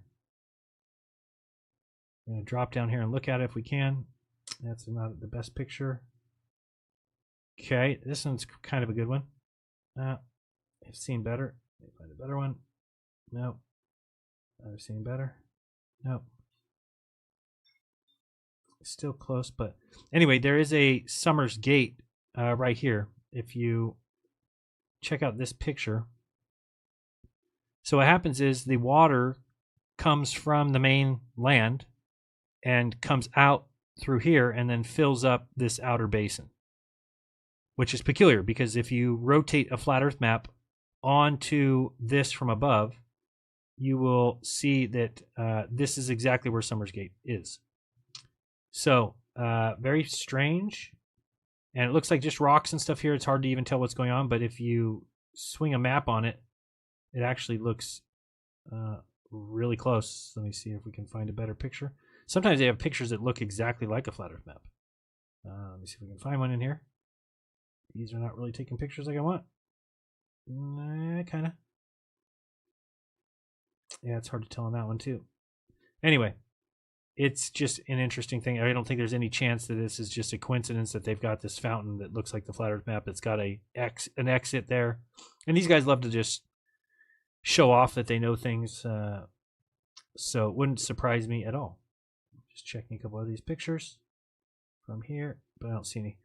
So check that out. It is the Getty. The Getty. All right. And they've got all kinds of weird things down here, like places you go and worship, like statues and weird shit. Like where's that here? Let's see. There's like lots of little pavilions. I don't know where any of them are off the top of my head. What's this one? Yeah, I'd have to do a whole video on it. There's like all kinds of little secret places. What is this going on here? Anybody can decipher this? Just a maze of some type. I never even looked at this. Nothing I can decipher right off the bat. But crazy. And they've got like, where's that other? It's here. Anyone ever been there? I've never been there at all. Oh, it goes all the way over here too. They've got like very weird, like this one. Like, I don't know. They're like statues, but they're like Catholic Church reminds me of that. But I don't see any other spots. What's this? Solar panels up there. All right. Anyway, that's that. So yeah, I think that Summers Gate is probably something. Let's go to this guy's videos. Let's watch this first one. This first one's a minute with Dave Weiss. Let's check it out. Where did it go? Okay, here we go. Check this out. I'll move it over for you to watch. Over here. Oops, that's not where it goes. Over here. All right, check this out. 1 minute video. I'm going to close this. And here we go. Oops. We need to go to YouTube solo. There we go. Sorry about that. Nobody had a seizure, I hope. Passage through. If this is Antarctica, we live in here. Maybe this is the passage through. I live right near New York City, and the Hudson River meets Long Island Sound. And at that meeting place, the water is crazy. It's crazy. And this looks like there's an intersection of different oceans, maybe. I don't know. But this is very interesting footage. It's almost kind of like at the tip of South America. It's the same there. The waters get crazy where they meet. It's hard to get around. Yeah. So one question I was going to ask you, I heard you on a recent podcast saying that you don't feel convinced or compelled yet by any evidence that Antarctica does go all the way around. And I remember the map. I think it was Ray. Okay, we're gonna go with the next one here. This is, I don't know what you want me to show on the imager. It's just 905 miles fishing position recorded via satellite. Okay, I'll just show you this page. I don't really know what we're looking at here. So this is a page. I don't know if you're seeing it. Kinda. That's a little better. Let me see. This is an ad. So it just says 905 miles fishing position. Oh, so there's a vessel here. Is all. And then this right here says Summers Gate. So you see where it's at in comparison with Australia. And if you go back and look at the Getty Museum I was just showing you, I can pull it up real quick. Where was your little map there? Here we go. So pull this down and, oh, you can't see it, but I'll show you in a second. So Summers Gate just happens to be right there next to Australia. So let's go back to here. And you'll notice that Summers Gate is right next to Australia. So this is the exit of the, and then if you look at this map here, oops, where's the add on here? So I don't know what you're wanting to show on the United Nations map though. I don't see how would yeah, I don't see it on the United Nations map like that. And then this map here also has it in a different spot, doesn't it? Let me see. Yeah, so that one's gotten one in a different spot too. Oh, you can't see it. Sorry. Let's move this over. Come on. There we go. All right. So you'll see this one has it here. I can't see what those things say. But then this one here has it kind of straight with Hawaii. Right? Yeah. So anyway, I hope that answers your question. I think we looked at, oh yeah, one more video. 1 second. We've got this video here, I believe. Search, copy, go to. All right, we're going to watch this one real quick. YouTube and Rumble family, what's happening? So first of all, I'd like to give a shout out to the Ghost of Judah tribe. Make sure you sub to his content and his channel as well. We were discussing on his show, Flat Earth Friday, yesterday, the UN map. And while we were discussing it, one of the things that Ghost mentioned caught my attention. So what the Ghost said is that you see all the continents except for Antarctica. Now, us in the flat or true Earth community, excuse me, we understand that it isn't Antarctica as a land mass per se, but rather we have the ice ring. So I said, Ghost, what if this wreath or this olive branches right here, what if those olive branches represent the Antarctic ice ring? And I think he affirmed it. I think he kind of agreed with me. But then, I went to bed on it last night. I really didn't get into too much detail. But I said, that's the ice ring. But deep down, I said, well, it's not complete. It's not complete. Or is it actually complete? Because we're not used to seeing the ice ring be really incomplete. We're used to seeing small fissures and everything else like that. But let me show y'all something. What if it is complete? What if it is complete? What if that big ass gap at the top of the Antarctica or the UN map is showing the Summer Gate? This right here. That's the big gap. But then you have New Zealand right here, right? And then you have this fissure right here. And the reason that fissure caught my attention is because if you look where the fissure's pointed, it's coming straight down through the international, I think that's the international date line, right through Greenwich Mean Time, through the top of Africa, through Nigeria and all that, and then right there, right? So I'm wondering if this is off center to some degree, and it's actually belonging right there where New Zealand is. But that's such a big gap. That's such a big opening. You figure that those folks from New Zealand would be able to spot that big of a discrepancy, I guess you could say, in the Antarctic ice. So that's what I thought. So maybe that big old gap means something, and it's actually describing this right here. It's actually describing this. So that's what I think. That's what I think. And here's the thing: is at the end of the day, all of my information doesn't mean that it's right. I'm just looking to put these puzzles together. A lot of the work is on us. You know what I'm saying, family? We're still trying to figure out the truth of this place, and it's okay. It's all right, because we know we've been lied to, but we're starting to put all this stuff together. Anyway, YouTube family, that's all I got. Make sure to subscribe. Make sure to like. Make sure to subscribe and like to the Ghost of Judah Tribe as well. Also, I'm going to be doing True Earth Tuesday, same bat time, same bat channel, 8 o'clock Eastern Standard Time, and I'd love to see you there. And I wish you guys nothing but the best health. Okay. Thank you very much for that. I think that is very interesting stuff, something that people should definitely look into. And by the way, you said something about wouldn't New Zealand know that there's something like what? It's the ice wall is 1,700 miles from New Zealand. So that's quite a trek. That's, supposedly you can't even carry fuel below the 60th degree in the south. And of course, that's going to encompass all of Antarctica, number one. And it's still 60 degrees is quite a ways from them anyway. So you're talking about if they travel 24 hours a day and say the fastest a boat's going to move maybe 30 miles per hour if it's really trucking. So you got 24 hours times 30 miles an hour is 720 in a day. That's booking it.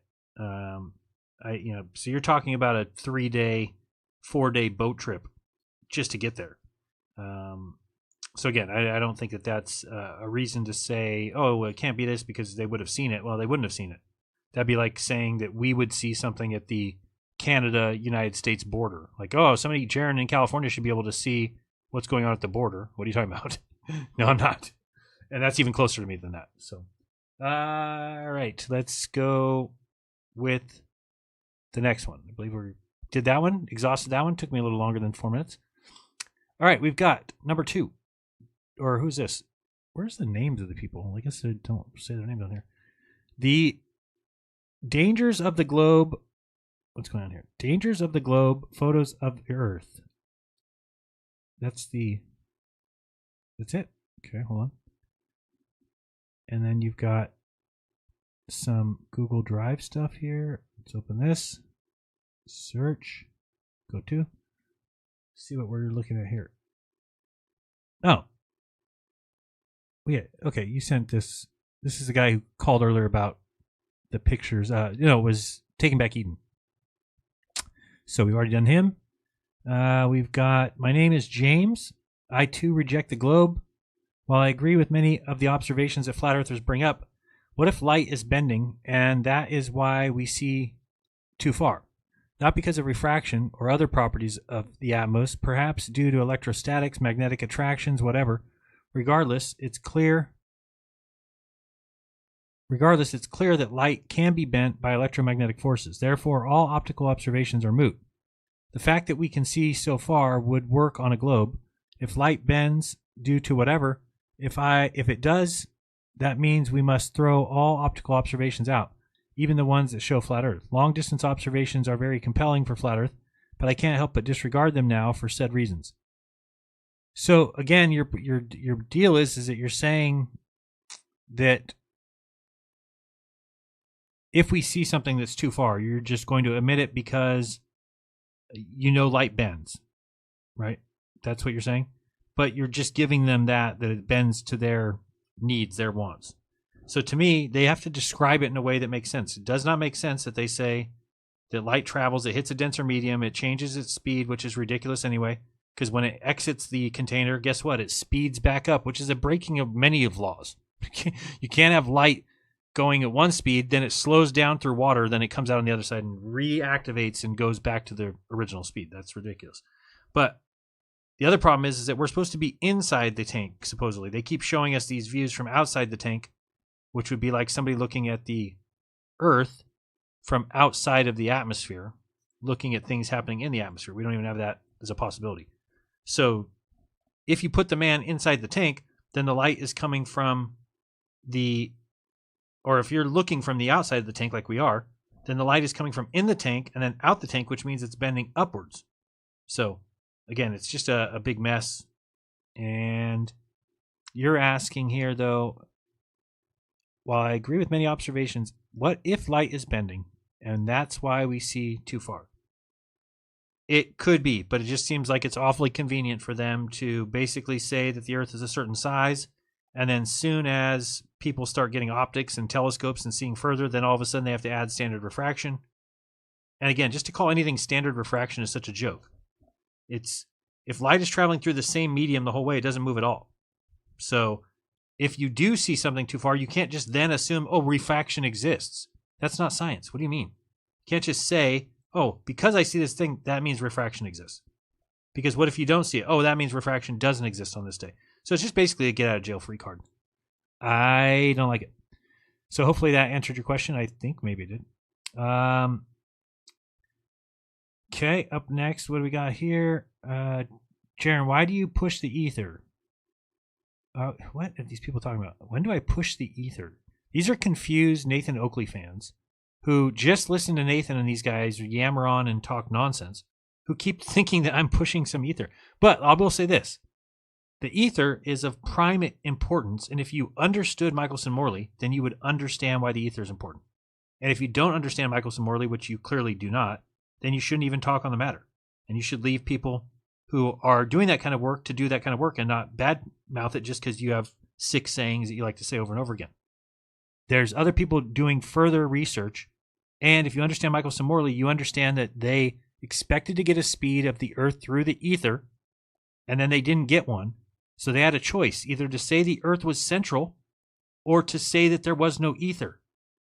And you guys go around saying there is no ether, there is no ether. Great. Then you're just like the heliocentrists who came to that conclusion when they saw that the Earth does not move through the ether. They could say we're stationary and not moving. No. Instead, they said there must be no ether. So we got this one. This is one of my NASA fail videos, which was not seen by many people. I no longer have a channel, and I took down my Patreon page. I think it would be interesting for more people to see the video, courtesy of Flat Balance. Enjoy. All right, where's it at here?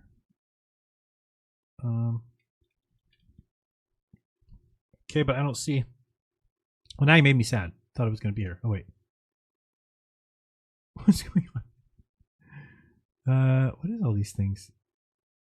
Whose are these? Hold on. We got Tiki Meki. We saw that one. What is this one? Magnetic bending light. Okay, let's look at this one. Yeah, I'm going to show you right now. Magnetic bending light. Okay, what do we have to do? Press play. Oh, that's just.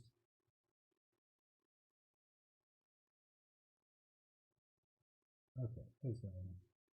That's just a picture of magnetic bending light. Okay, gotcha. Yes, we knew that could take place. Okay, and let's go to this video. What is this one? Let's see here. We got another Google Drive. Glober Clown. Don't know who this one is. Oh, it's a NASA fail video. How long is this one? Let's see. 4:02. Let's watch it. He just took a picture with the camera. Now let's slow down this segment. Slow it down further. Trying to get you a better picture. And freeze. He just took a picture of a green screen. Well, I missed that. What do you mean? He just took a picture with the camera. Now let's slow down this segment.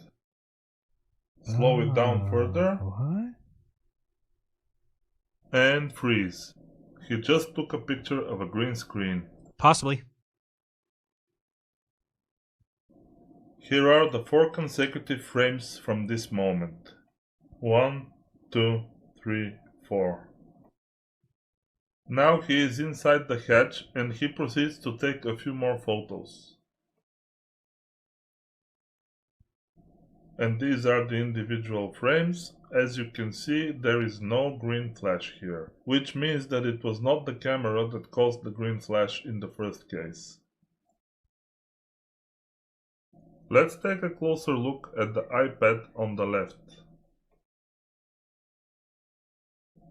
Here, this is a hallway with a door at the end. I will show you a confirmation of this in a minute. Pay attention to the iPad on his leg.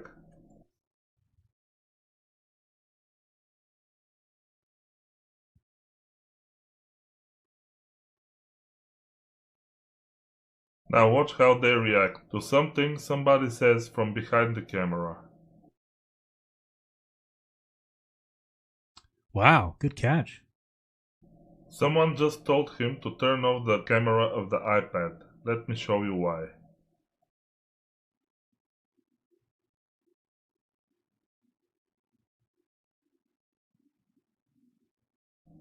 He left the front camera on and we can see the image of a guy standing in the room.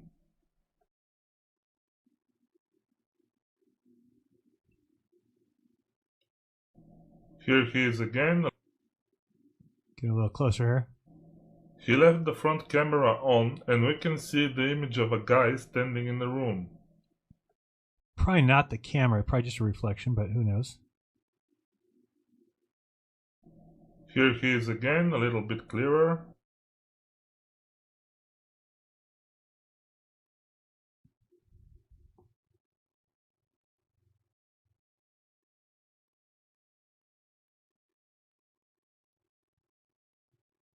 And this is the same hallway we saw earlier.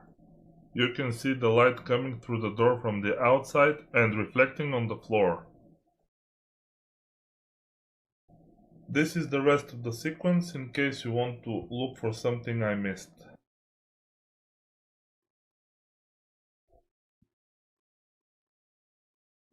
Just look at their faces when they realized he screwed up. They even proceed to joke and laugh about it. Just take a look.